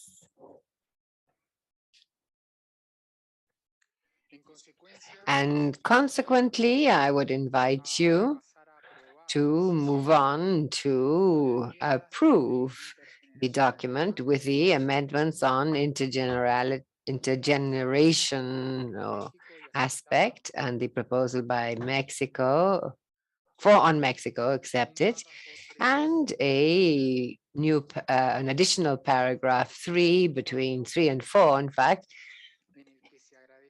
thanking Mexico for their offer proposed by Chile and supported by Argentina.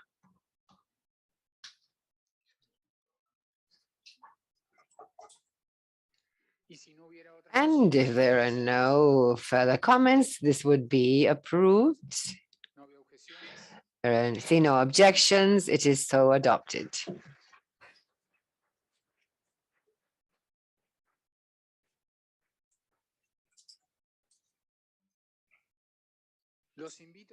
And so I now invite you to move on to consider other matters. And for this, I would like you to pay attention to draft decision 1/6, now called Defenders of Human Rights in Environmental Matters. This draft decision had been distributed earlier, and according to comments received, some amendments were made that appear with change control in your versions, and I would thank the Secretariat if they could tell us of the amendments received and made. The Secretariat is recognized. Thank you, Chair. As was requested on day 1, Various members of the presiding officers were asked to send in comments on the various decisions, and the delegation of Mexico received the comments, and these comments, of course, will have to be considered in the plenary and, of course, seconded. Thank you, Secretariat. In this case, we do not have an introduction, as in other cases, but the issue of the defenders, men and women, in human environmental matters is one of the distinctive aspects of the agreement. And so it seemed fundamental at this first COP to have a decision that began a road toward the adoption or the establishment of criteria that may make effective, that may make practical the provisions contained in Article 9 of the agreement with regard to this theme. And so I will open up for delegations that may have comments on this draft decision. Argentina is recognized. Yes, thank you, Chair. First, to thank you for the presentation of this draft decision. For Argentina, it is extremely relevant to have a special and particular document stemming from the first COP. This is very significant, relevant. And so we thank the Secretariat and the Chair for what has done. We see that some of the comments, such as defenders in Spanish, men and women, and that it is important to point this out, the situation of vulnerability of the women defenders in human rights or environmental rights. With regard to the document, we did want to make comments in that we see there are some words that are not the agreed language. We would prefer it if in the draft decisions adopted, as we said yesterday, with regard to other drafts being negotiated, used the agreed language for escazu. And so, should this inclusion be adopted, which we believe is important, that we do have it, that it may read as follows.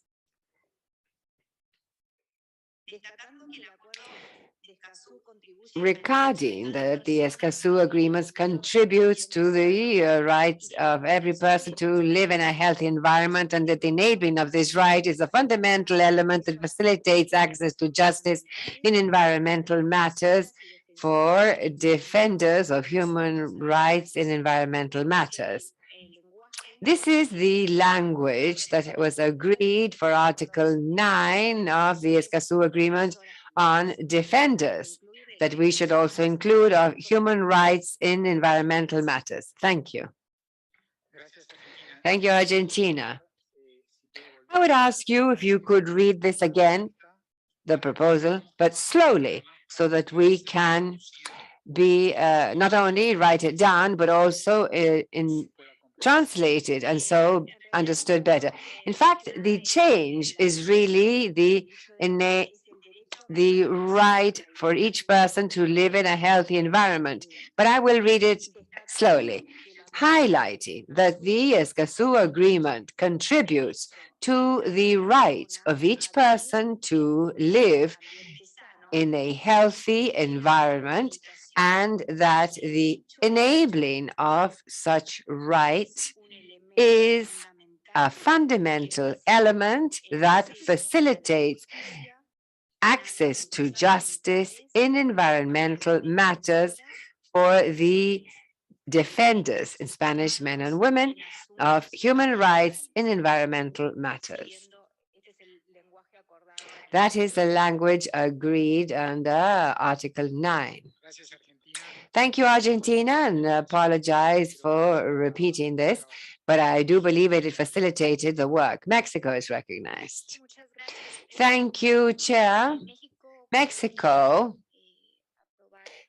might approve the language as Argentina has proposed, but the initiative, when we received several comments, was also to reflect this recognition that we had in the Council of Human Rights of the UN in Geneva, the right to environmental rights. And we believe that the Escazú Agreement language speaks more of defenders in environmental matters. And so we believe that the amendment proposed by Argentina would resolve this with regard to the approved language.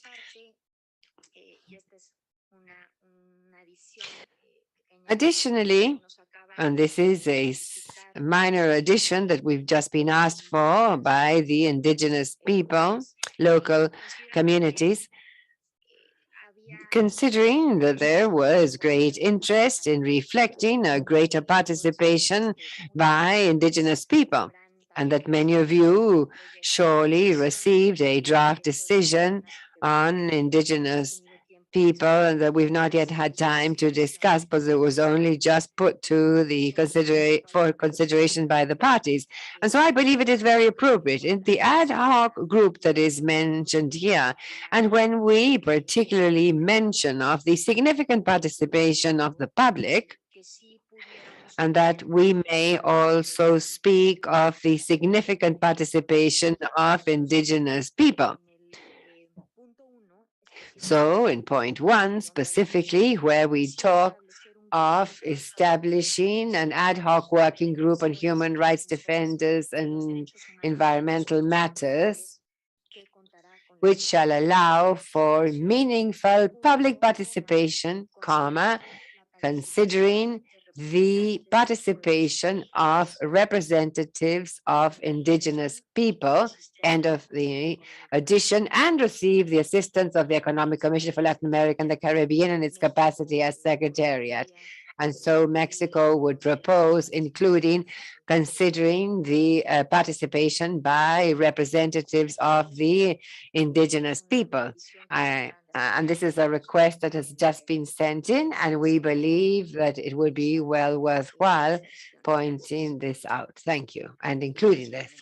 Thank you, Mexico. Panama is recognized. Good morning. To first refer to the proposal by Argentina. We do not disagree, however, we would like to clarify, because we have a doubt. In the text that we were sent, there's reference to the enabling of the rights of nature as a fundamental element. That's one concept, the enabling of the rights of nature. And the proposal by Argentina, yes, does refer to the Escazú Agreement language. However, it does keep to the language of Escazú, but we have two different meanings in this paragraph. And so I would like to know what is the position of the Secretariat. Was this considered? And clarifying that it's not that we disagree with the proposal by Argentina. Additionally, regarding the proposal by Mexico for inclusion of the participation of indigenous people in paragraph 1, we would propose also adding a mention of the other vulnerable groups, because same as our indigenous people need representation, likewise the other vulnerable groups that we have in each one of our nations. So that would be our proposal to be added to paragraph 1. Thank you, Panama. I will now recognize the Secretariat to answer, and then we will continue opening the floor. Yes.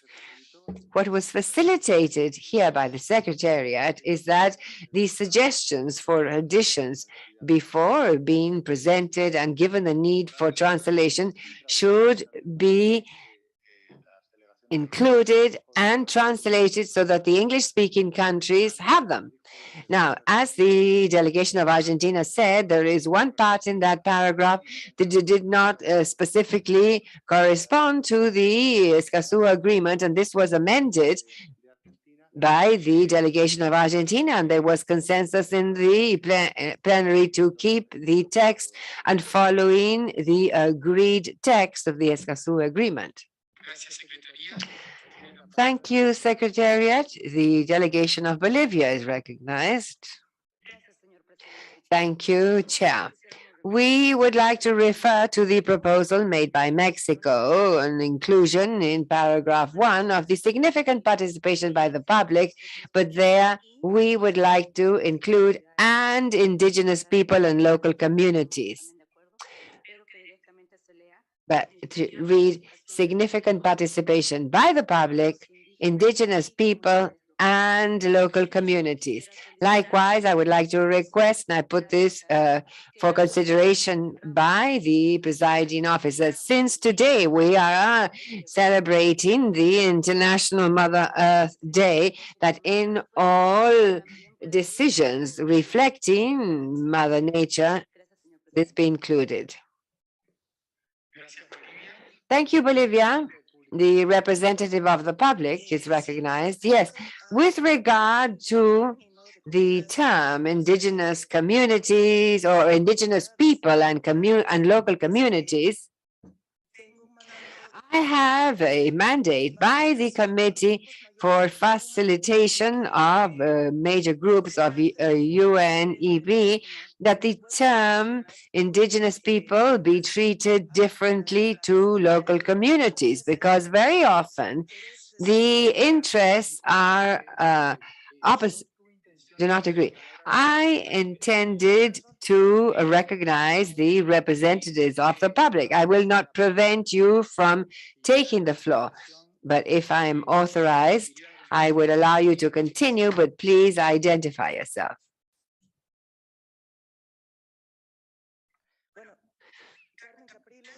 Carmen Capriles, I am co-facilitator of the Committee for the Facilitation of Elderly Groups of UNEP. And one of the last things we have seen in is indigenous groups and local communities, because both groups have interests that do not always coincide and that they must be treated differently. And we cannot include both in a single bag.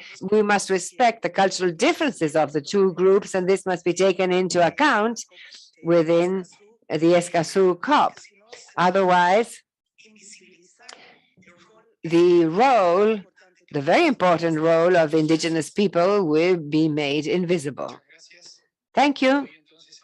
And so now, yes, I recognize the representative of the people.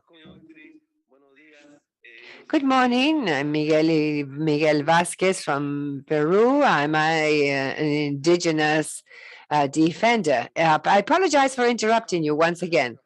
The representatives of the public were asking for the floor, or is it someone of the public? Is he the representative of the public? In that case, yes, please hand over.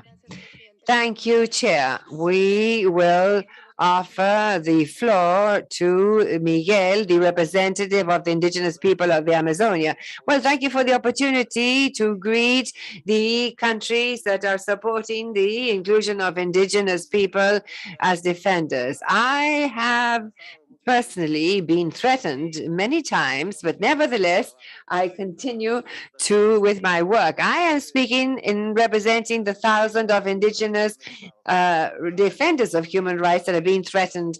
A few days ago, an indigenous leader was murdered for defending his forests and lands, and that is our payment.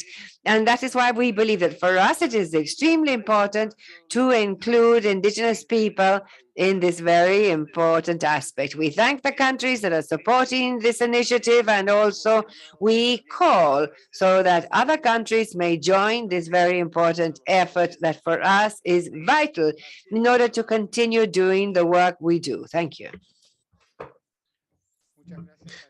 We thank the representatives of the public and now offer the floor to St. Lucia. Thank you very much, Mr. Chairman.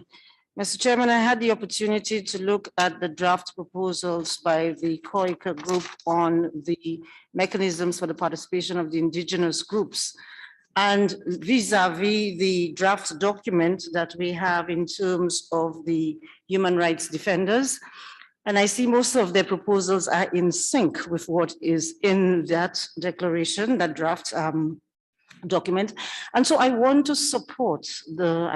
lend my support to the other countries that believe that human rights defenders, indigenous people, should be incorporated into the document that speaks to human rights defenders. Because when we look at it, the bulk of the people who are human rights defenders and whose lives are on the line most of the time, the bulk of them are indigenous persons. So I would think that it is quite important that they be included in this final document.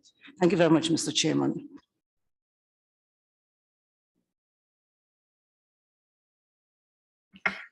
Gracias, Santa Lucía. Thank you, St. Lucia.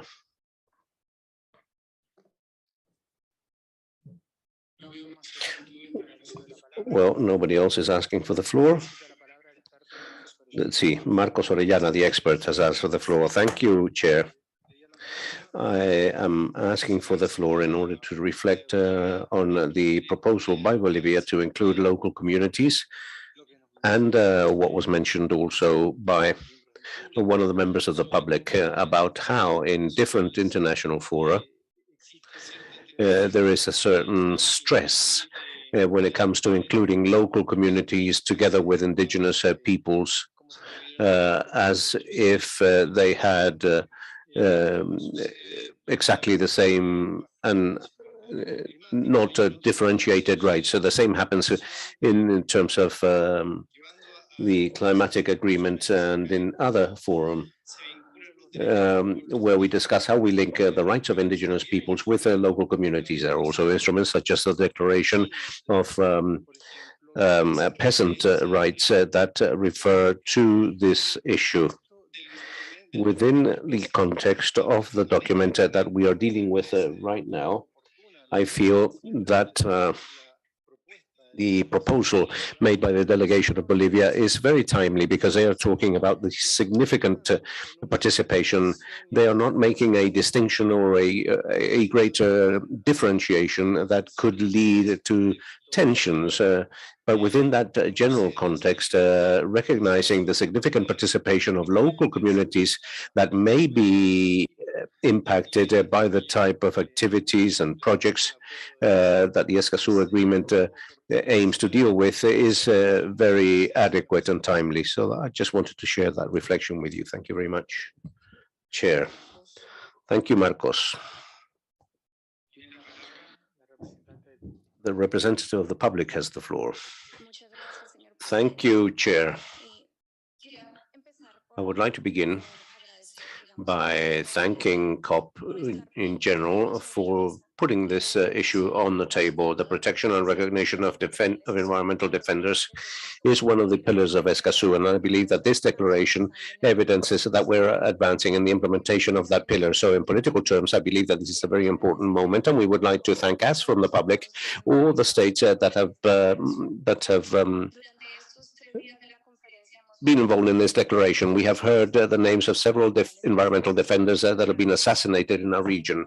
President Boric, in his opening words, referred to Brainerd Benavid Cucuñame, a Colombian boy assassinated because he was an environmental defender. We also heard of Catalonso, a Chilean leader, talking about the zones of sacrifice. But at the same time, there are many more names in our region of defenders that have been criminalized, defenders that have been killed, that have suffered violent attacks. And therefore, we believe that this declaration is a very important political step in terms of showing that escazu is not only going to deal with that new article, but will also begin to be implemented at a national level with real protection for defenders, and also at a regional level in terms of what COP means with the initiation of this working group on defenders. I would also like to thank the participation of our colleagues from indigenous peoples. This proposal that they have brought in terms of including in the language indigenous peoples and local communities, and to accompany the proposal made by Mexico and Panama, supported also by St. Lucia, that was brought by indigenous peoples, and also Bolivia.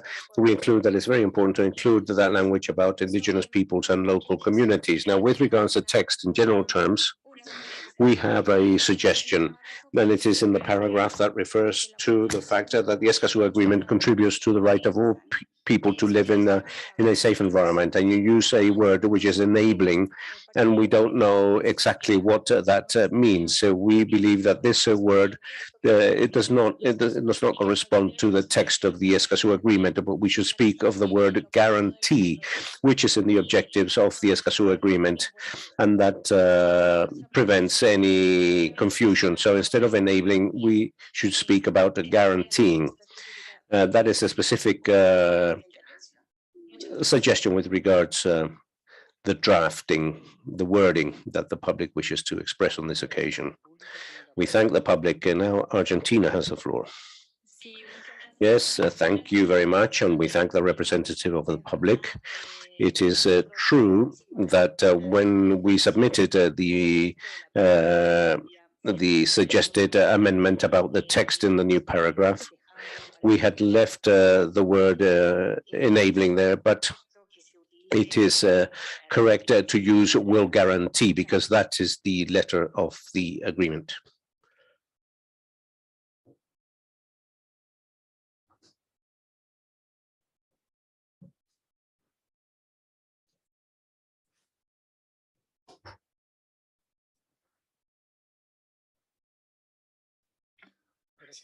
Thank you, Argentina.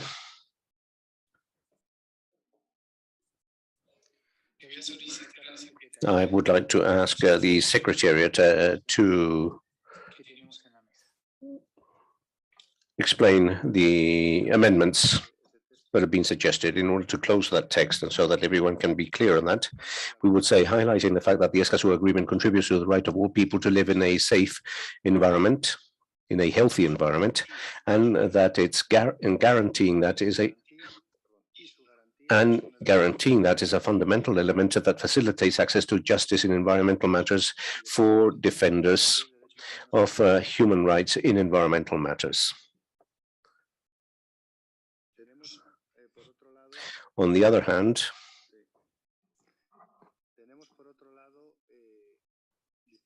we have several possibilities in paragraph 1, different variants about the inclusion of indigenous peoples and local communities that include. These are the variables that are being discussed, and there is a possibility of incorporating other stakeholders. As a Secretariat, we would like to say that during the negotiation, the delegations were quite emphatic in terms of not going back to the system of main groups listing different stakeholders, and that the definition of people and groups in vulnerable situations in the agreement is specific in terms of not identifying specific groups, but rather social, economic, and other conditions that could put different groups in a vulnerable situation that are variable over time, and considering also the heterogeneity of the region. But in any case, we have the possibility of inclusion that already form part of the public, but the emphasis is emphasizing indigenous groups and local communities. Thank you, Secretariat. Any reactions to that?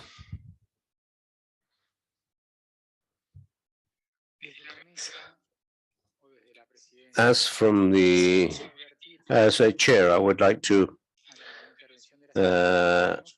warn you that we have a problem with the text in paragraph 1, with the inclusion proposals that have been made.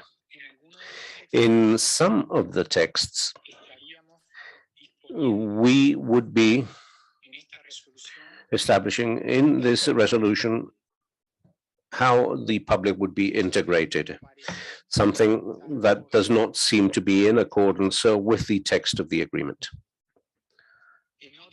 In other reactions or in other drafting, we would be taking or using text that has not been agreed on, because we would be including part of the long list of special groups. One in one case, in another proposal, we would be adding some of them. So since we're talking of an innovation in two senses, we would like you to especially consider which of the alternatives is the one. Let's see, if we were to follow the order in which they were expressed, there would even be a proposal that is not compatible. They might even be contradictory. So I call your attention to the wording or alternative, to the drafting alternative. I am not questioning the crux of the matter. Do we include or not? But I simply would like to call your attention to the fact that the texts that we're dealing with are different, and they have certain drawbacks.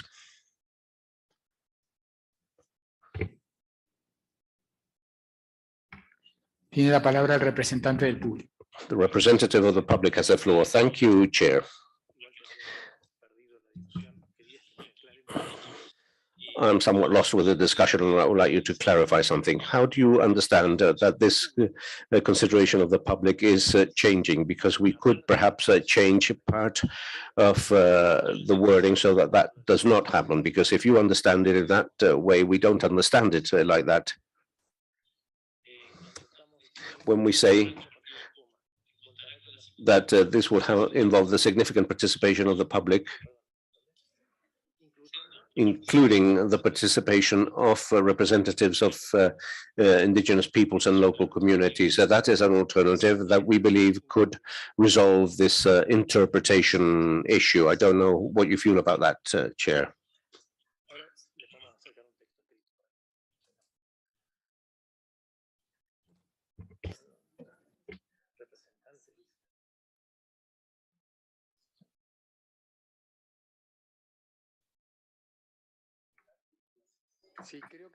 I believe that this is an issue as to the interpretation of what including means, because significant participation by the public, we should include the indigenous people. So we are determining what is understood by public, or at least part of that public necessarily. And so I believe that we must bear in mind that in the agreed language that stems from the agreement, public has the greatest scope you could possibly imagine. And that includes Alicia Bárcena, as she said this morning, Patricia Madrigan, who's over there, and also the representatives of the indigenous people, local communities, and so on.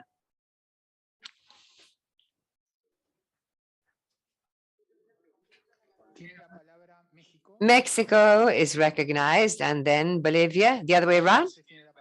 Okay, Bolivia is recognized. Thank you, Chair. Precisely talking of this and the agreed language, well, we consider that this is a first COP. Here we are building. And in that construction, we must see and also adopt other language that in other international forums have been able to discuss these things. And here within the framework of the agreement in Article 7, where there is talk of public participation in in environmental decision-making processes. And in paragraph 15, there is already mention of indigenous people and local communities. And so I believe that this is not a contravention. And we must also emphasize that there should be significant participation by the public, indigenous people, and local communities. And so I think that here we are strictly keeping to what the escazu agreement says, and of vital importance, because we're saying that these are groups that they are not the essential actors, but also the most affected. Thank you, Chair. Thank you, Bolivia. Yes, I would request if you could please read the text to which your considerations are referring to explicitly. So ultimately, what is your proposal?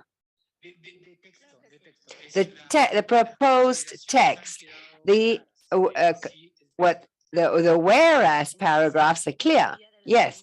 So I would say it as follows. Point 1, decides to establish an open-ended ad hoc working group on human rights defenders in environmental matters, which shall allow for meaningful public participation, indigenous people and local communities, and receive the assistance of the Economic Commission for Latin America and the Caribbean in its capacity as secretariat.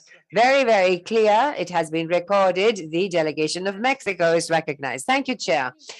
The interest here was not to cause confusion with regard to the figure of the elected representative of the public. Here we are creating about the creation of an ad hoc working group that may have participants as determined by a COP. And it's not just a matter of saying what is limited to the elected representatives of the public. We're saying that, for example, this COP already created a committee of experts, and these experts are experts that will be elected hereon. And so saying that also we are including in particular the participation of indigenous people and local community is a way of recognizing that when we're talking of the defenders of the environmental matters, and as we've heard today, and this has a grave implication for these specific groups. And so these open-ended ad hoc working groups are infinite. It's not something that might learn 20 years. Let's hopefully not, but that we will have a resolution before that. But as a rule, the COP determines that they last, 3 sessions, 3 years, a certain period of time. And as it was said before, well, the vulnerable groups may also go changing, but that is why we're talking about an open-ended ad hoc working group with a very specific mandate. It is not an eternally open group, and it's not the end of ad hoc working groups in general. And so if in 2 COPs we determine that this particular group has finished its job, and we talk about the formation of another one according to the vulnerabilities detected at that particular moment. But today, and I believe that there is a tremendous evidence and testimonies, and so we have heard, well, the concern of the indigenous people and local communities is very valid. And so it is worthwhile specifically pointing out their participation. Thank you. Thank you, Mexico. Nevertheless, regardless of your comments, Gardel and Lepera say 20 years is nothing. But same as Bolivia, I would say that your considerations refer to the proposal that you made originally, or are you referring to the proposed text just done by Bolivia? So Mexico supports the wording proposed by Bolivia. Right. Thank you, Mexico. Panama is recognized. Thank you. After hearing the various countries of their concerns as expressed by the representatives of the public and also the proposals aiming to mediate, and after having consulted the wording of Article 2, D and E, and D is determined as public, and E, persons or groups living in vulnerable situation. There's an important distinction there. And so the spirit is that in paragraph 1 of the draft decision that we're considering is that there be special emphasis on indigenous people, local communities, and these communities are vulnerable. And so why do we not consider including, for example, in the wording for this to read as follows? Referring to paragraph 1 of the draft decision, decides to establish an open-ended ad hoc working group on human rights defenders in environmental matters, which will allow for meaningful public participation, ensuring the inclusion of persons or groups in a vulnerable situation, or ensuring the emphatic attendance of persons or groups in vulnerable situations. And then we end as it says in the paragraph.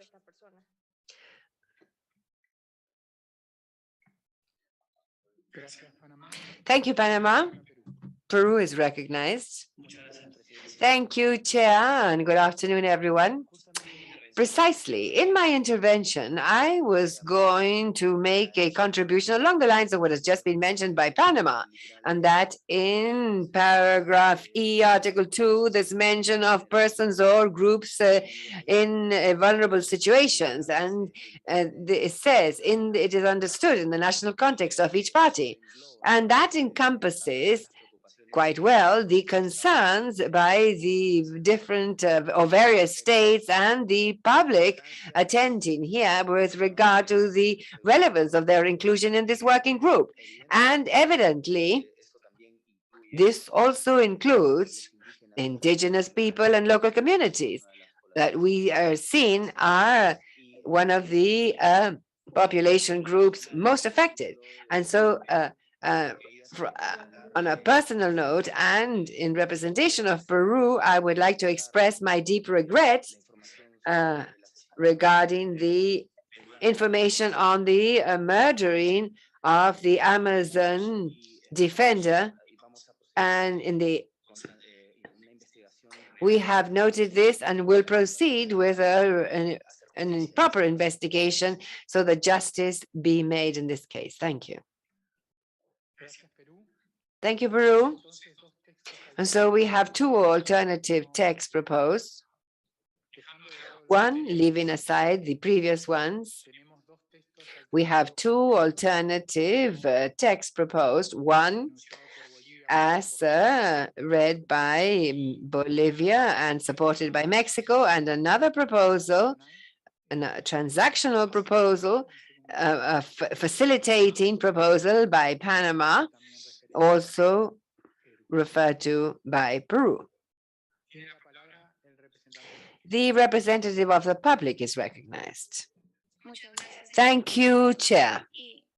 And I believe there is consensus, COP regarding the relevance of including this declaration on defenders, the indigenous people and local communities. So what we're discussing here really is how, not the what. And so there is a clear political will. And so I also thank the role played by the representatives of the indigenous people and the proposals they've brought. And quite often the visibility has a lot to do with those words, as though the words of or the voice, if you like, of the indigenous groups is present. And so indigenous defenders are one of the groups most affected among the larger group of defenders of human rights. And we have heard how the people in Amazonia and other parts of the region have been affected by attacks, discrimination. And so I believe that in view of this, and in general, that aim here is very clear in the negotiating panel.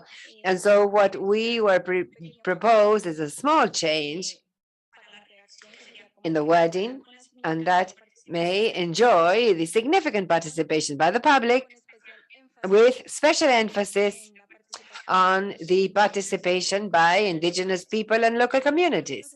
And I believe that we are coming closer to the wording that we want. It is clear that this should be recognized, and that this new wording proposed may bring us even closer to that final decision. Thank you.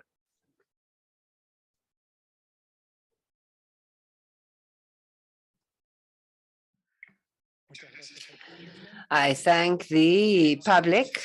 And so now we have a third alternative put forward. Would someone like to second this or comment on the previous ones? Costa Rica is recognized. Thank you. Trying to pick up on several elements, maybe we could begin with the proposal by Mexico and Bolivia. But as the public has said, special emphasis, we could say special emphasis, picking up on what is proposed by Panama, groups living in vulnerable situations. I don't know if in that way indigenous people will qualify as vulnerable groups and not of the public. So maybe this confuses our definition of the public. It's just a suggestion, taking into account the proposal by Panama as well as the proposal by Mexico and Bolivia. And so it is specifically, as the public has said, there's this reference to indigenous people, but without complicating the definition of public that we have within the text of the agreement. Thank you, Costa Rica. And so I will ask you to, I apologize. Could you please repeat this slowly so that we may take note and interpret this? Let's see, we could use the initial proposal by Mexico and Bolivia, but also as mentioned by the public, with the significant participation of the public and with special emphasis on people or groups in vulnerable conditions, as mentioned in numeral E of the agreement, especially indigenous peoples and local communities. These are just ideas, but I believe that we could try to refer to the drafting that we already have in the agreement, and make and say something like with special reference to or including, referring basically to groups living in vulnerable situations and the public. Argentina, you have the floor. Thank you, Chair. I regret to have to submit a different proposal, but I believe that this brings together and puts in order what we have been discussing. in the sense that we should focus on indigenous groups and local communities, and also provide scope for the inclusion of persons and groups in vulnerable situations, and reorganize this. I'll read this as follows. Decides to establish an ad hoc working group with open composition about defenders of human rights in environmental matters that will involve the significant participation of the public, especially of indigenous peoples and local communities, also intending to include people and groups living in vulnerable situations.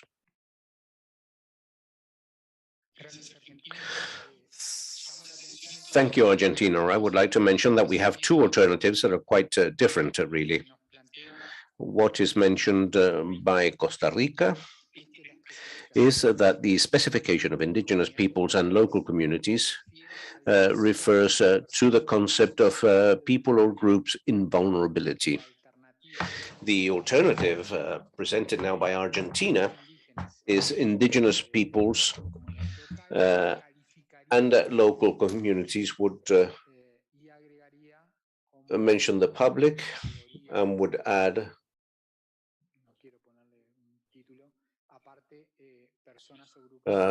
people or groups living in vulnerability.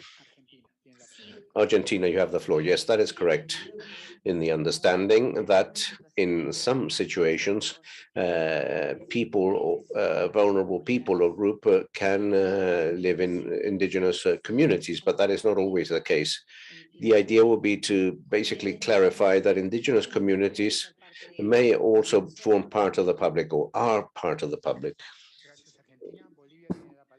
Bolivia, you have the floor, and then Mexico, or the other way around. Thank you, Chair.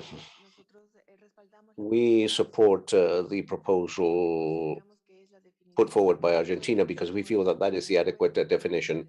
Indigenous peoples may be in vulnerable conditions or not. Regrettably, in most cases, they do live in vulnerable conditions, and therefore that is why we insist that they be mentioned specifically in this decision related to environmental rights defenders. For us, defenders of the rights of Mother Earth. And that is why we coincide with the proposal presented by Argentina. We thank you for the effort that is being made. Thank you, Bolivia. Mexico, you have the floor. Thank you, Chair. We also want to support the Argentinian proposal because it talks about the public and then specifically refers to indigenous peoples and local communities, so that we can also cater for the interest of Panama and also Peru in terms of including vulnerability, in the understanding that indigenous peoples are not necessarily encompassed in those two categories. Mexico, thank you. I believe that if there are no more comments, we now have a comment of, let's see, Antigua and Barbuda, you have the floor. Chair, I just want to say that I support the proposals that Argentina has put forward, supported by Bolivia and Mexico. And I do think it's important that we do mention the local communities and the indigenous people. And I think that when this ad hoc committee working group is set up, that all persons with vulnerable situations, all members of the public who have a input would be taken into account. So I think we spent a lot of time nitpicking, but I do support the proposal from Argentina. Thank you, Chair. Muchas gracias. Thank you.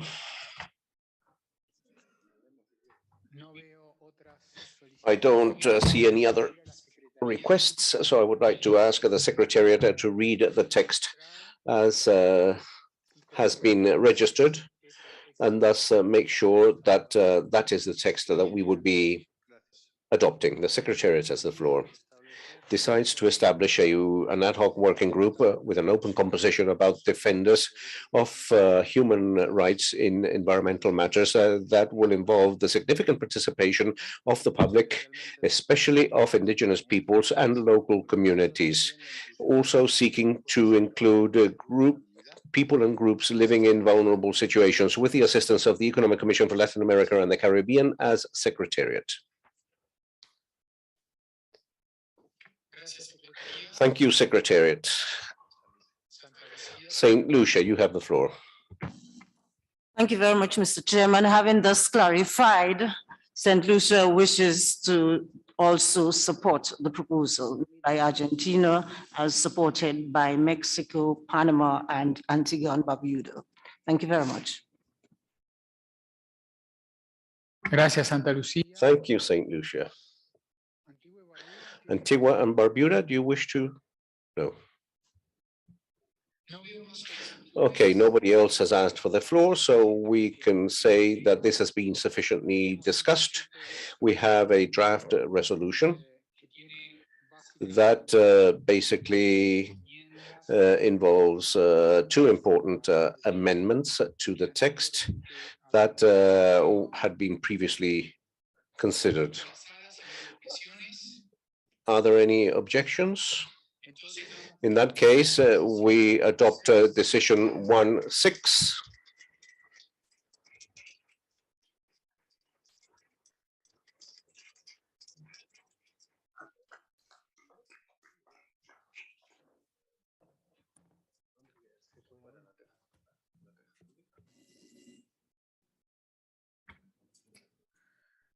Muy bien, agradecemos a todos. Well, we thank everyone for the time and the work that has been done this morning, which has been very fruitful. Two more decisions have emerged from this conference, and they have been adopted.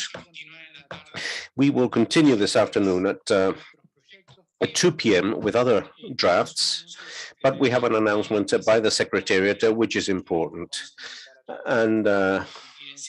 And we will invite you all to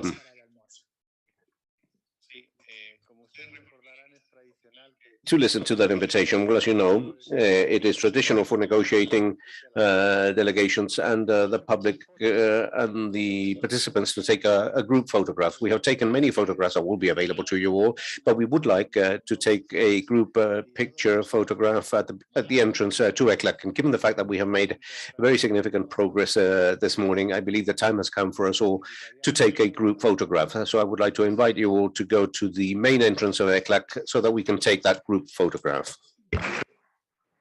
Por cierto, además, como es el aire. Since it's in open air, obviously we don't have to use the escazu face mask.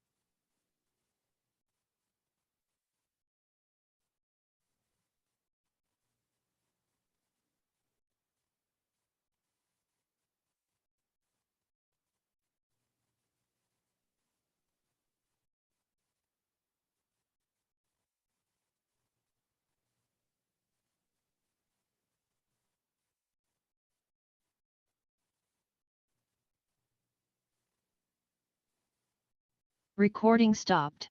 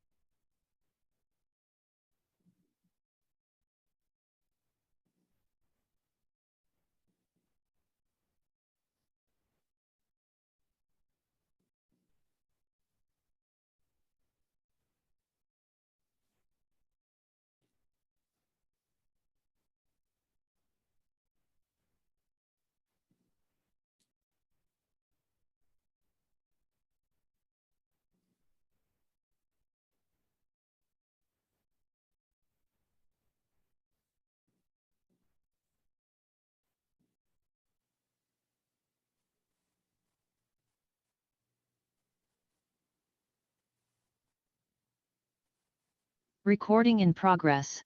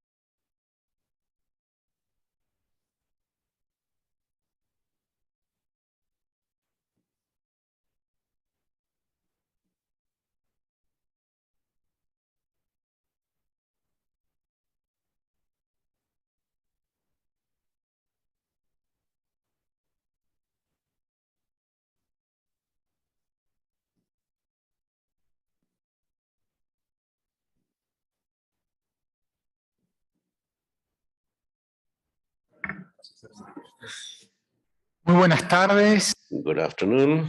How is everyone? We will begin this afternoon's session.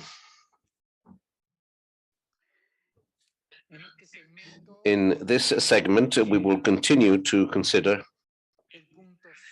point 6, other matters. We have already made a decision this morning in the same item related to defenders of human rights in environmental matters. And I would like to submit to your consideration now the draft of political declaration that was produced and proposed by several countries, among them Argentina, Mexico, Uruguay. And I would like to ask Argentina if they could very briefly share a brief introduction of the text that has been submitted to your consideration. Argentina, you have the floor. Thank you, Chair.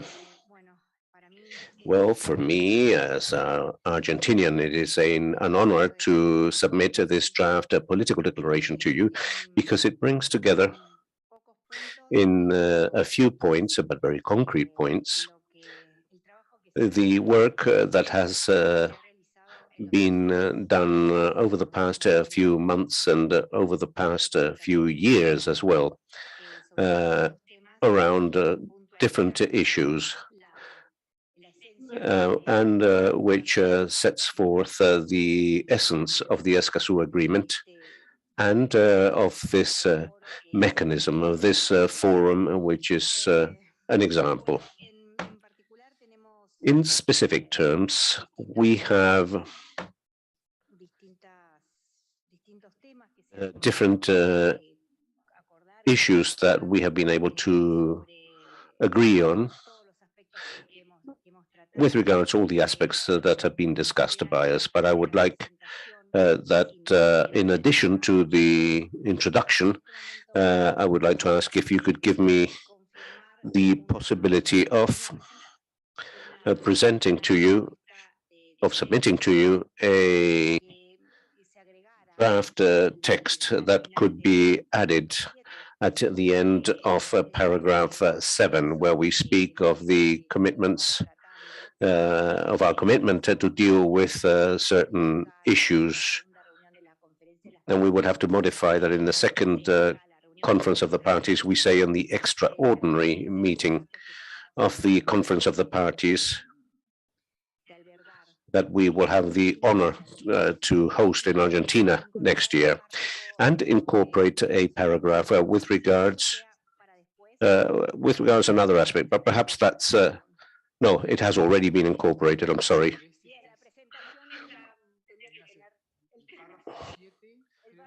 Paragraph 7, which refers to those innovations that you have mentioned. Oh, okay, thank you.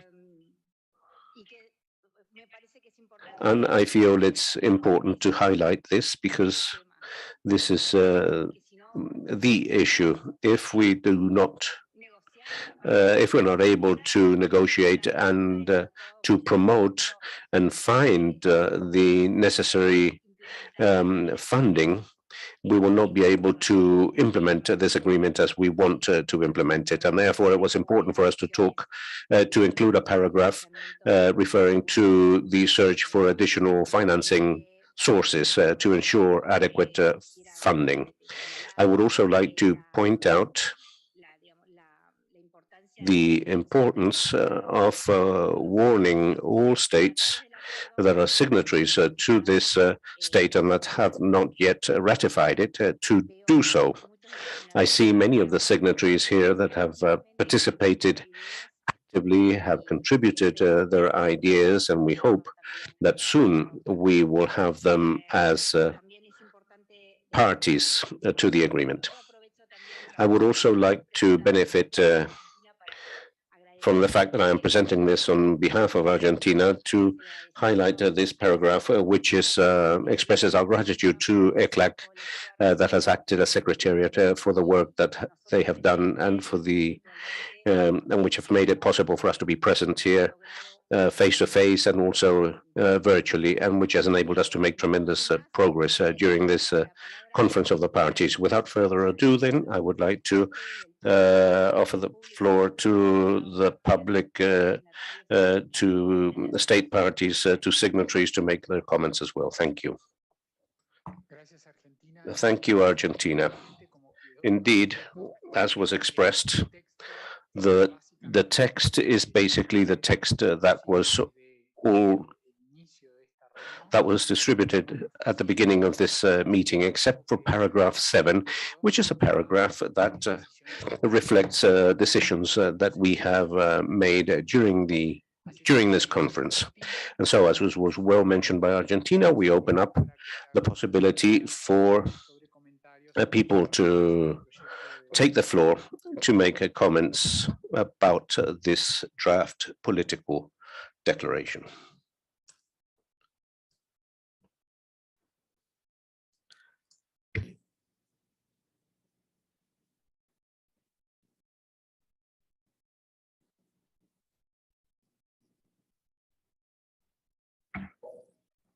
No hay comentarios.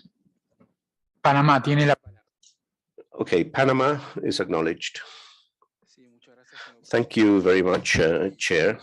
Since this is my the first time that I have spoken today, I would like to highlight that today as International Mother Earth's Day and the contributions that we have highlighted of the United Nations. And now, in accordance with the presentation of this draft political declaration, we in Panama believe that it's important for to say that this declaration brings together all the contributions that have been made during this important meeting, and therefore we fully support this draft declaration. Thank you.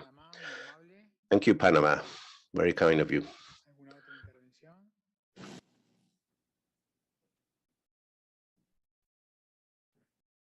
No reconozco ninguna solicitud. Okay, and no one else wishes to speak. I would therefore like to ask the Secretariat to read this so that we can adopt it.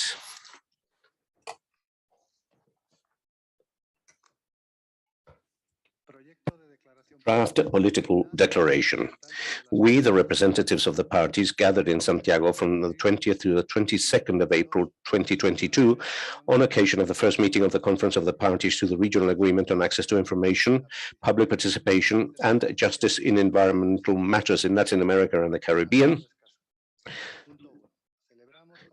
First point, we welcome with great satisfaction the entry into force of the Regional Agreement on Access to Information, Public Participation, and Justice in Environmental Matters in Latin America and the Caribbean on the 22nd of April 2021, a date in which we commemorate International Mother Earth Day and express our determination to implement the agreement. Point 2, we reaffirm the importance of cooperation and multilateralism for moving forward as a region with efforts to achieve sustainable development and environmental protection.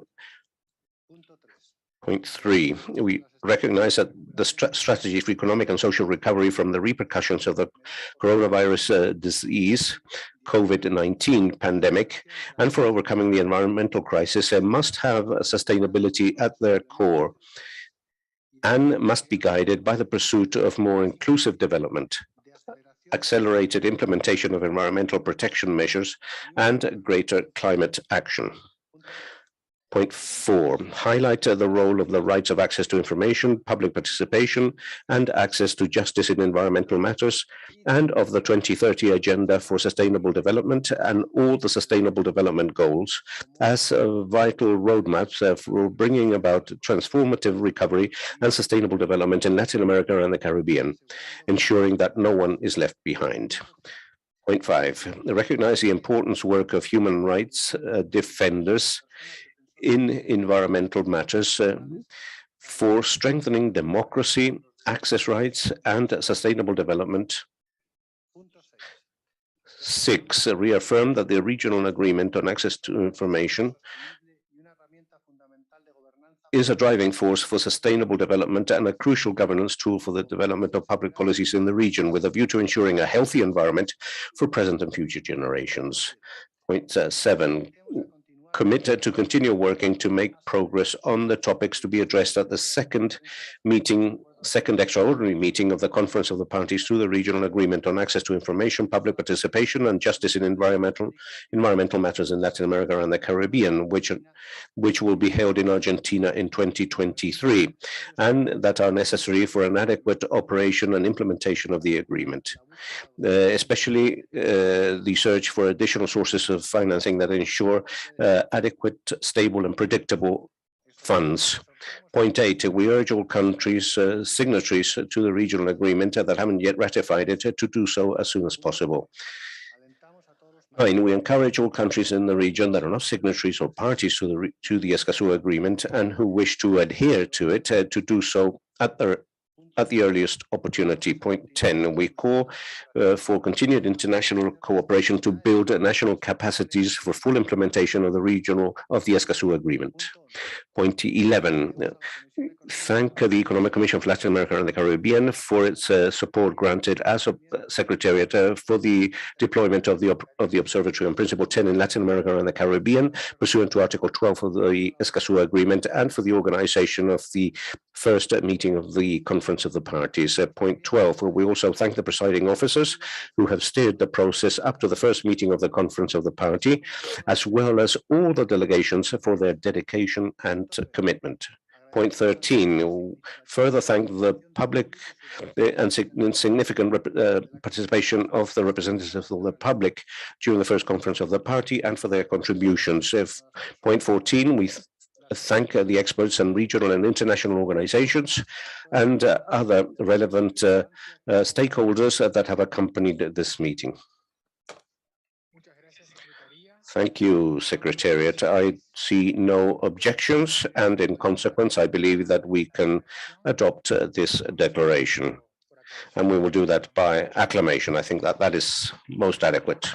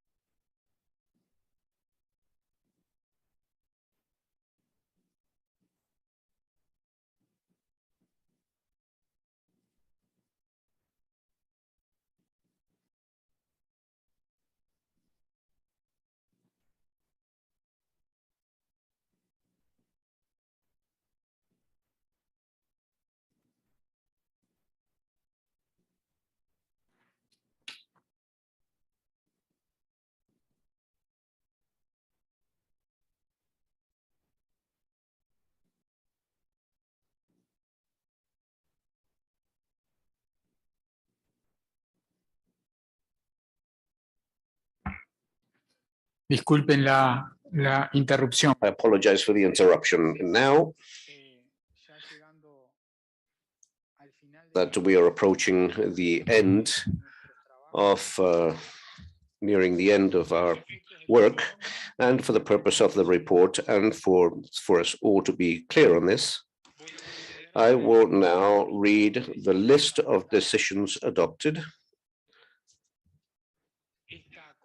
This Conference of the Parties, in accordance with the procedures, decided on decision 1.1, rules of procedure for the Conference of the Parties. That was approved. It also made a decision on decision 1.2, election of the presiding officers, which was adopted. It also made a decision on decision 1.3, rules of composition and operation of the support committee for the implementation and compliance. So that was also adopted. It also decided on decision 1.4 on financial arrangements, which is something that was also adopted.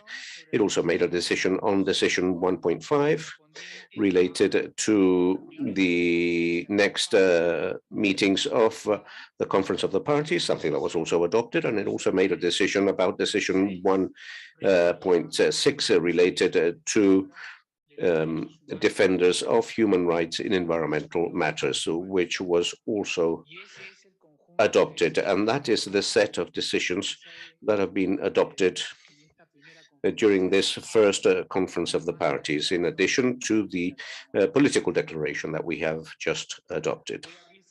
So I'll open up the floor if any delegation wishes to make use of the floor. Mexico, you're recognized. Thank you. I would just like to thank all the work, Chair, that you have done during this conference of the parties. I think you deserve a warm hand because you have done very good work during the meeting. And likewise, I recognize that the whole of ECLAC has played a very important role, but Carlos de Miguel has been a long ally. We have held long discussions to advance, to make progress, and a lot of that progress is due to your own work. So again, a warm hand for you as well.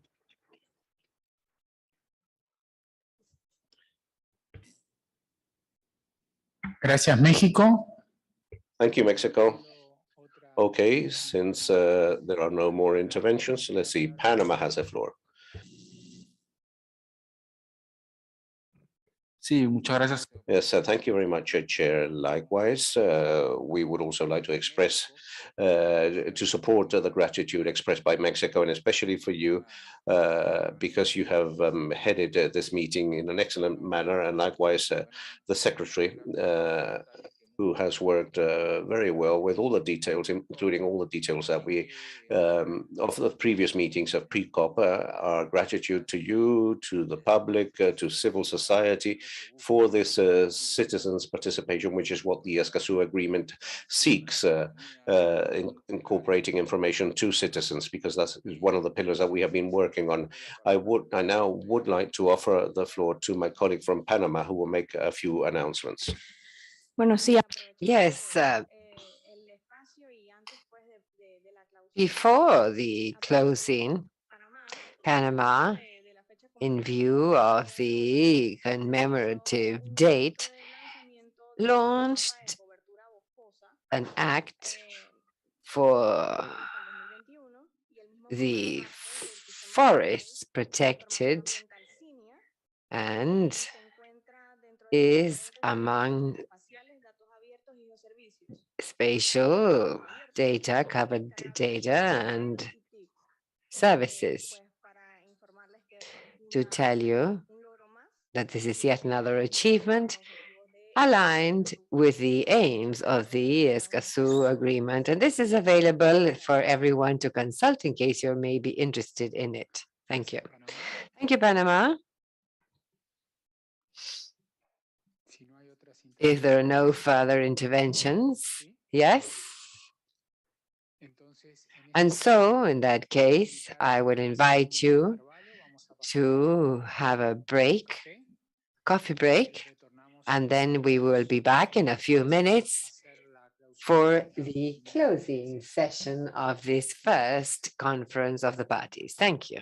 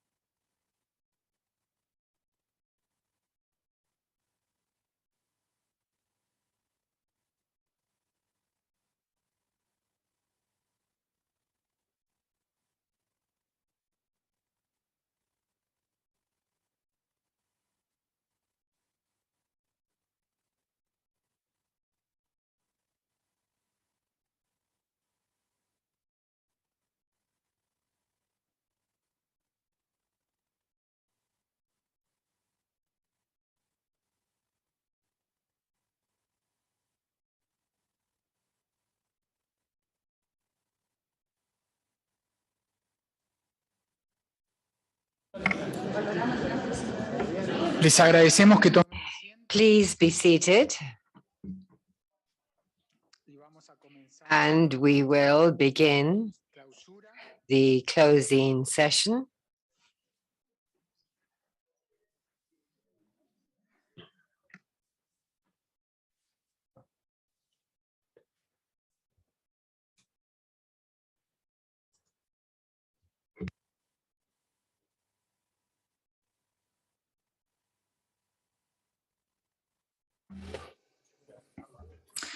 Vamos a comenzar. We will begin a very last stage of this first conference of the parties with the closing ceremony. We will have several interventions.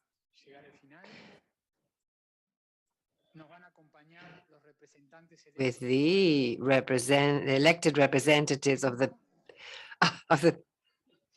public. He made a mistake in the word. He said the elected representatives of the people, he had said first. This is language that has not been agreed on. The director of the Division of Sustainable Development of ECLAC is with us here today, a friend, Mr. Samaniego, and also online, the Minister for the Environment of Uruguay, Licenciado Ivan Peña. And so to begin, I will first recognize Natalia on behalf of the public. Thank you very much, Chairman. Montago, representative of the public in Colombia. At the closing of this conference and in celebration of International Mother Earth Day, we've taken a step ahead with the implementation of the escazu agreement. Having had the honor to have served as the representative of the public has marked my life in many senses. As a woman, a young person, and now a mother, I found a voice and used this microphone to amplify the message of hundreds of thousands of people that, as the public, have worked for this agreement. But above all, it has allowed me to renew my faith and believe that a better world is possible. I would like to thank so many delegates who for years have committed to work with the public in countless meetings, both face-to-face as well as online, for the common good. Thanks to the technical secretariat whose support has been essential in order to achieve the significant participation by the public enshrined in the escazu. Thanks to my colleagues, representatives Daniel, Careta, Andrea, Tomas, and Andres, with whom we've built such a very nice working group. I thank all the organizations of the civil society, movements of young people, indigenous people, feminist organizations that over the years have joined this process and who have conducted the campaigns for the ratification in each one of our countries. Despite the obstacles that COVID, logistics, the lack of financial resources may have imposed, the public in the region has taken part very actively. And the good practice that we have built so far, depending on robust modes of participation, has been admired by other international processes, continues to be strengthened with the adoption of the rules of procedure. The Committee for Support for the Implementation and Compliance, a dynamic and active, is essential in order to ensure the effective implementation of the agreement. And we consider that the rules that were adopted during this first COP for the operation of each committee will contribute to capacity building of the parties and will ensure the effective participation of the public as well as the transparency and accountability. The functions of the committee set forth in Chapter 5 of the rules will allow this body be the strategic tool to support parties in the implementation and compliance of the agreement. And also the committee will contribute to the implementation of the protection of defenders as Article 9 of the escazu agreement. We have recalled this week defenders who were murdered, criminalized, attacked in our region. Bernard David Cunyam in my country, in Colombia, Berta Cáceres in Honduras, Ulises Rumiche in Peru. And with the adoption of the first decision on the defenders of human rights in environmental matters adopted today, the states party to the agreement has given a good example of the change in policy to change our narratives and recognize the role of persons defending the environmental rights. Thanks to the incidence of indigenous people, here there is an express mention of indigenous people and local communities, a progress that makes visible the work of indigenous people as defenders of the environment. We cannot continue to count the numbers of persons, defenders who have been murdered, threatened in Latin America and the Caribbean. We need escazu now. Around the world, where social and environmental inequalities are on the rise and where war and violence are a shadow our future, and the most vulnerable communities, indigenous and peasants, are facing the impact of an unprecedented climate crisis, and where defense of the environment can become a sentence to death. And the first escazu COP is a milestone and laying down the grounds for the effective implementation of the agreement.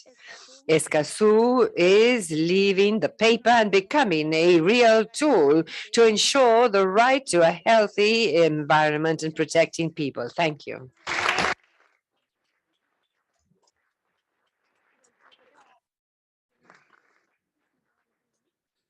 Yo continúo con.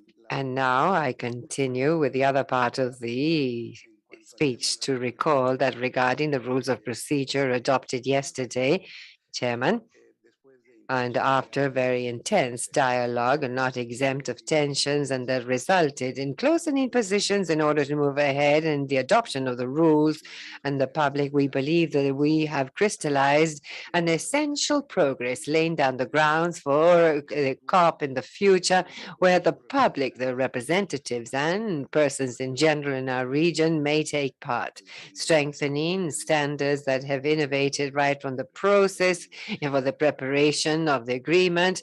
That is to say, not only the content, but also the way that it was being negotiated, continue with modalities for participation by the public and contributing to transparency and accountability in future. Of course, it is necessary to include the other countries of the region that have not yet signed or ratified the agreement. And we do want the executive and legislative branches to contribute to the national implementation, but most importantly, working with the judicial branches as fundamental players for the effective implementation of the agreement.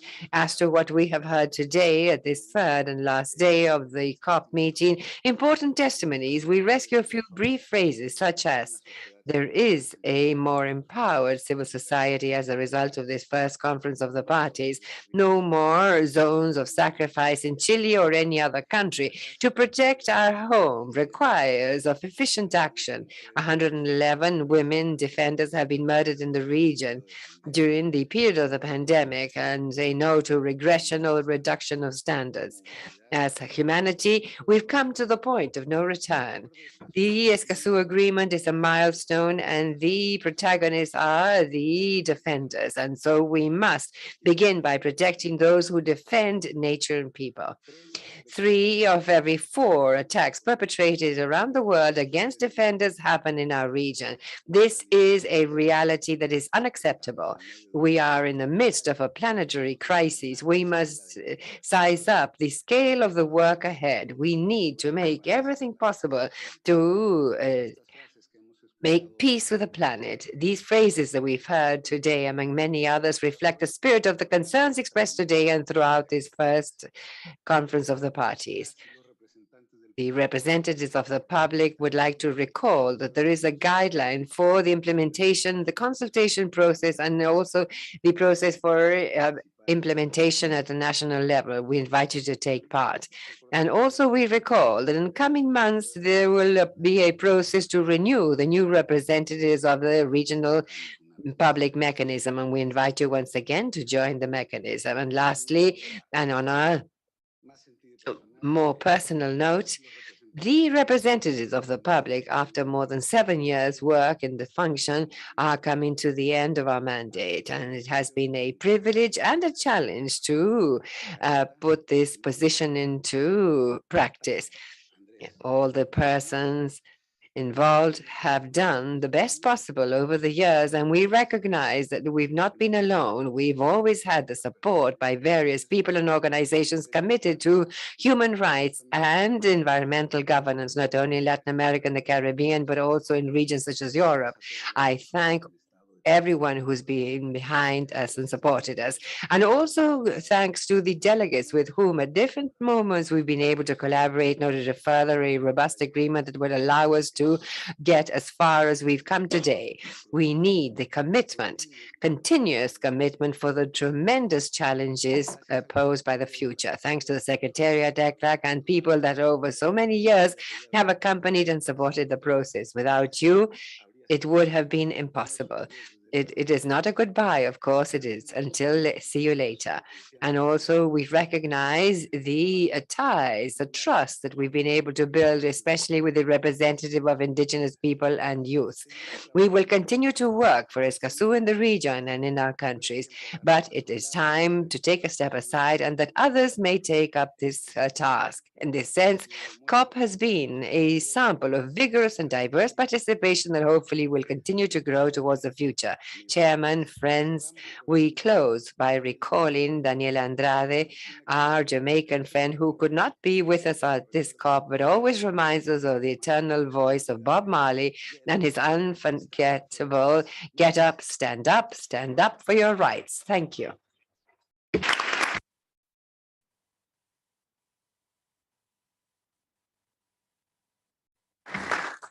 Muchas gracias. Thank you very much, Natalia, Tomas, and the elected representatives of the people who have taken the floor on this occasion. Of the public, yes. And I now recognize my Minister of the Environment of Uruguay, Licenciado Adrián Peña, who is with us through an online connection.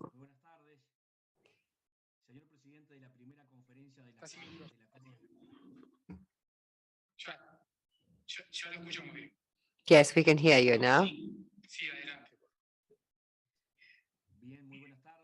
Well, good afternoon. My greetings to everyone. Chairman of the first conference of the parties of escazu Agreement, the Director of the Development of Sustainable Development and Human Settlements of ECLAC, Jose Luis Samaniego, delegates of the states parties to the Agreement of escazu, elected representatives of the public, my friends of Latin America and the Caribbean. It is a pleasure and honor to be part of the closing session of the first COP of the escazu Agreement and so join in for the closing of the 3 days activities. I especially thank ECLAC as the Secretariat of the agreement to welcome me, in this case online, and so be able to address all of you. It is a pleasure and an honor.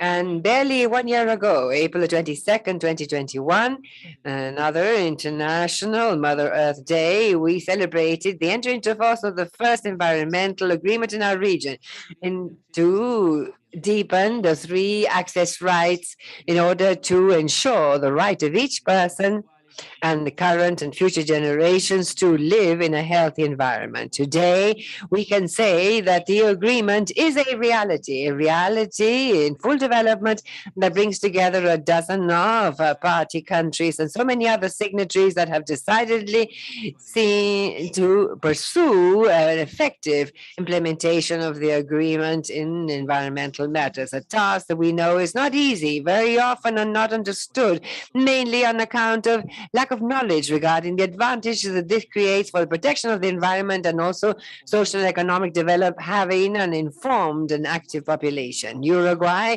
has maintained a constant commitment to access rights. Let's recall that our country was one of the 10 states that the conference of the UN, known as Rio +20, celebrated in 2012, expressed a political will to materialize the implementation in the region of Principle 10 coming from the Rio Declaration on the Environment and Development of 1992. And for that, Uruguay took actively part in the project and was one of the first countries to ratify the agreement through law 19,773 of July 17, 2019. And now we have been distinguished with the honor and the responsibility to preside this first meeting of the Conference of the Parties and the first presiding officers formed after the entry into force of the instruments. Uruguay has, through Dr. Marcelo Cosillos, a legal responsible from our ministry and a long-standing officer of the Uruguayan Foreign Office and our diplomatic representation in Santiago, has placed his efforts in order to achieve the goals set out for this first conference.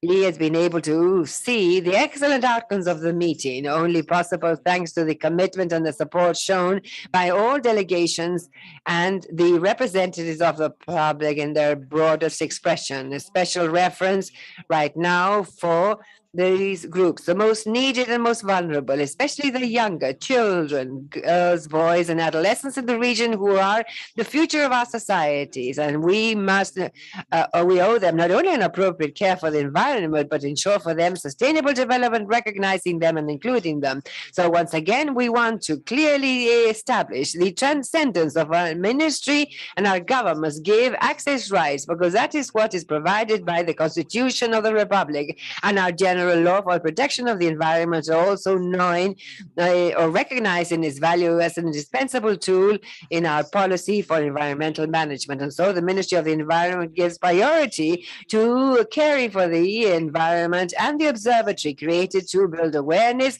and communicate relevant and varied information. And likewise, we have promoted public participation, not only through the traditional media, but also furthering the creation of what we call the network of environmental promoters throughout our country to encourage environmental training, dialogue, and the exchange of experiences, social, environmental at local level, all inspiring and not necessarily known well enough. We also believe it is essential to have access to justice with regard to environmental matters for which our country still requires support and recognition by academia and the entire civil society.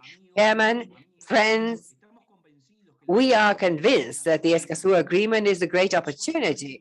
Although the agreement sets out an significant number of obligations for states and governments, and especially becomes a guide, a series of good practices, enabling a sphere for cooperation in order to build access rights and build environmental protection. So I'd like to conclude by recalling a Uruguayan, president of our republic and manager of the most important social changes in the 20th century in Uruguay, Jose Valle Ordóñez, who summed up in a phrase the relevance of citizen participation. He said, the history of assemblies is the history of liberty. And so on concluding this true assembly in the region that we call the Conference of the Parties, I would like to conclude by saying that the history of the Escazú Agreement is and shall be the history of environmental democracy in Latin America and the Caribbean. Thank you.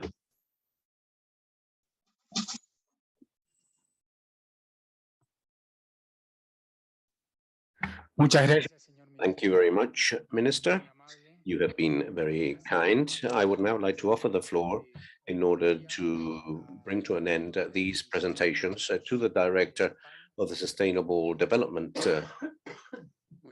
Division of ECLAC, Mr. Jose Manuel Samaniego. Thank you very much, Chair. I would like to begin on this International Mother Earth Day expressing my gratitude to all the delegations and the people that have participated on face-to-face and virtually during this historical first COP of the Escazú Agreement. Some delegations have had to face tremendous problems, especially Caribbean delegations, to be with us here today, and others have participated virtually in all our deliberations. We also celebrate having a presiding officers, the adoption of the rules of procedures of the Conference of the Parties and the rules for the composition and operation of the committee to support implementation and compliance approved by acclamation.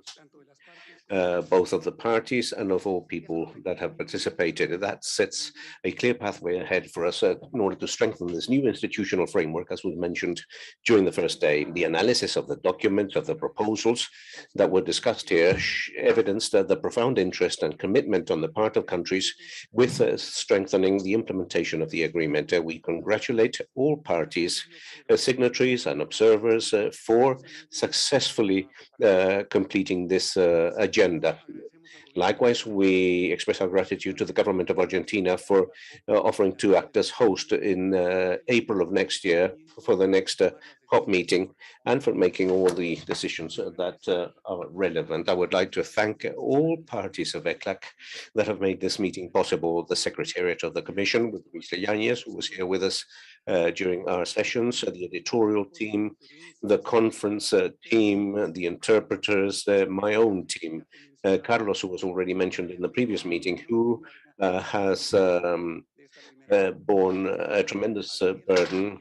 Gabriela Burdiles, María Paz Rivera, Carla López, Janina Renaldi, Ignacia Alvarado, María Eugenia Barossi, and of course, Valeria Torres, who today is working in ILPES.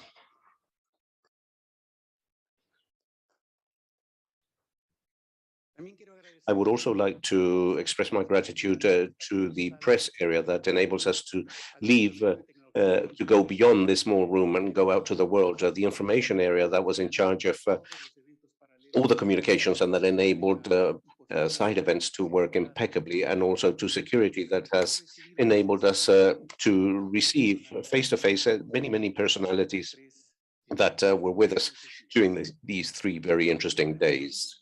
This meeting has reiterated, has evidenced that our region follows a very inappropriate pathway for the articulation of our societies and economies with nature. The escazu agreement is a fundamental instrument in order to advance and protect effectively our Mother Earth, to defend the rights of present and future generations of young people, of indigenous peoples, among others, and of course of all ecosystems that provide us with health and life in our planet. This is a different way of making decisions, and it's also a different way of valuing people that should also take us to do different things that, as mentioned this morning, will end this war against nature. Those other things, those other investments, those other ways of decision-making can reconcile us with conservation and the restoration of biodiversity. It can lead us to stabilize global temperature, to guarantee the quality, availability, and accessibility of natural resources, and at the same time, end with poverty and reduce the risk for ourselves and for non-human species. Let us remember during this International Mother Earth Day that we need a change towards more sustainable economies that recognize the real costs of development, but at the same time, non-quantifiable values that works for both people and for the planet. An economic development that creates cohesion, investment, confidence, and hope based on a greener growth. In the sense of this first COP meeting is a firm step in that direction, a significant progress towards the crystallization of the link between human rights and the environment within the framework of environmental democracy, with an approach capable of acknowledging different needs and at the same time the specificities of people and of groups living in vulnerable situations in Latin America and the Caribbean. And as part of the Secretariat, I cannot but reiterate our commitment with the functioning and with the life of escazu. And of course, I support the call made to other countries to ratify this agreement, to those that haven't yet done so. Thank you very much, Chair. Thank you very much. And now I would like to officially and finally close this meeting. Don't be scared. I am not going to deliver another speech. What I do confess, however, that I have looked at the notes I took during the first day, to see what it was that we had said during that first day.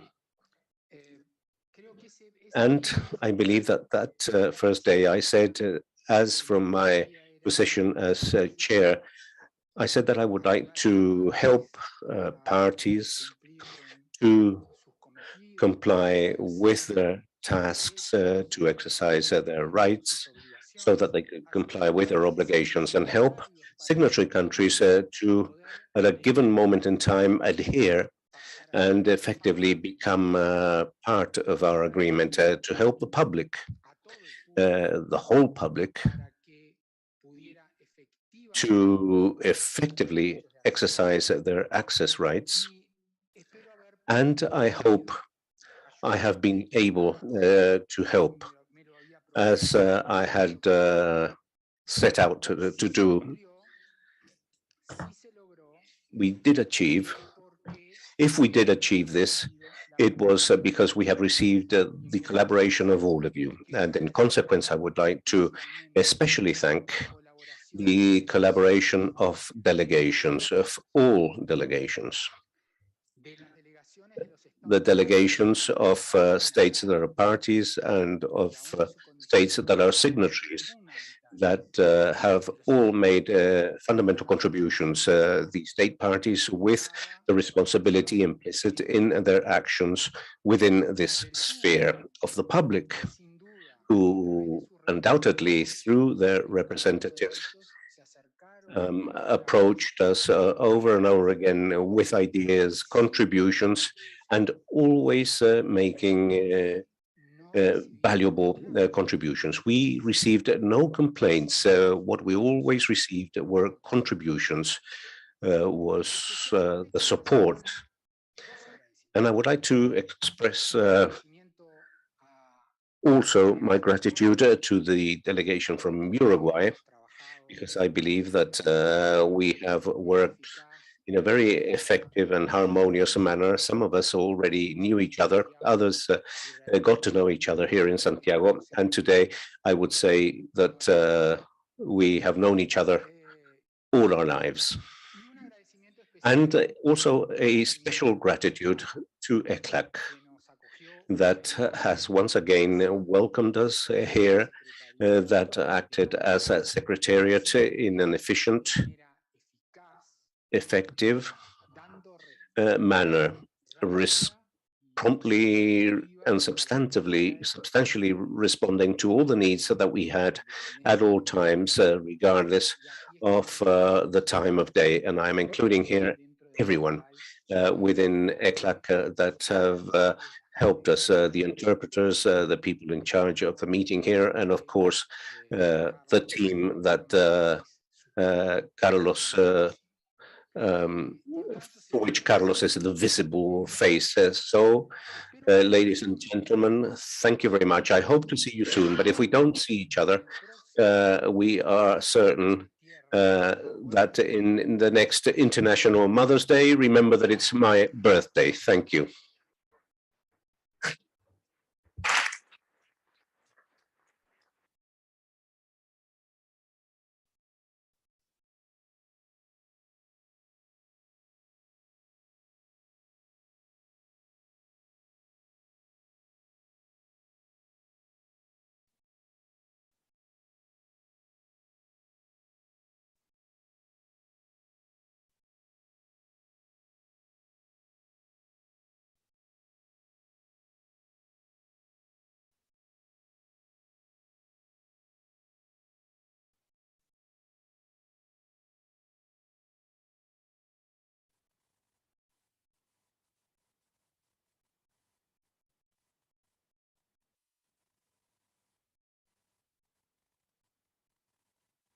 Recording stopped.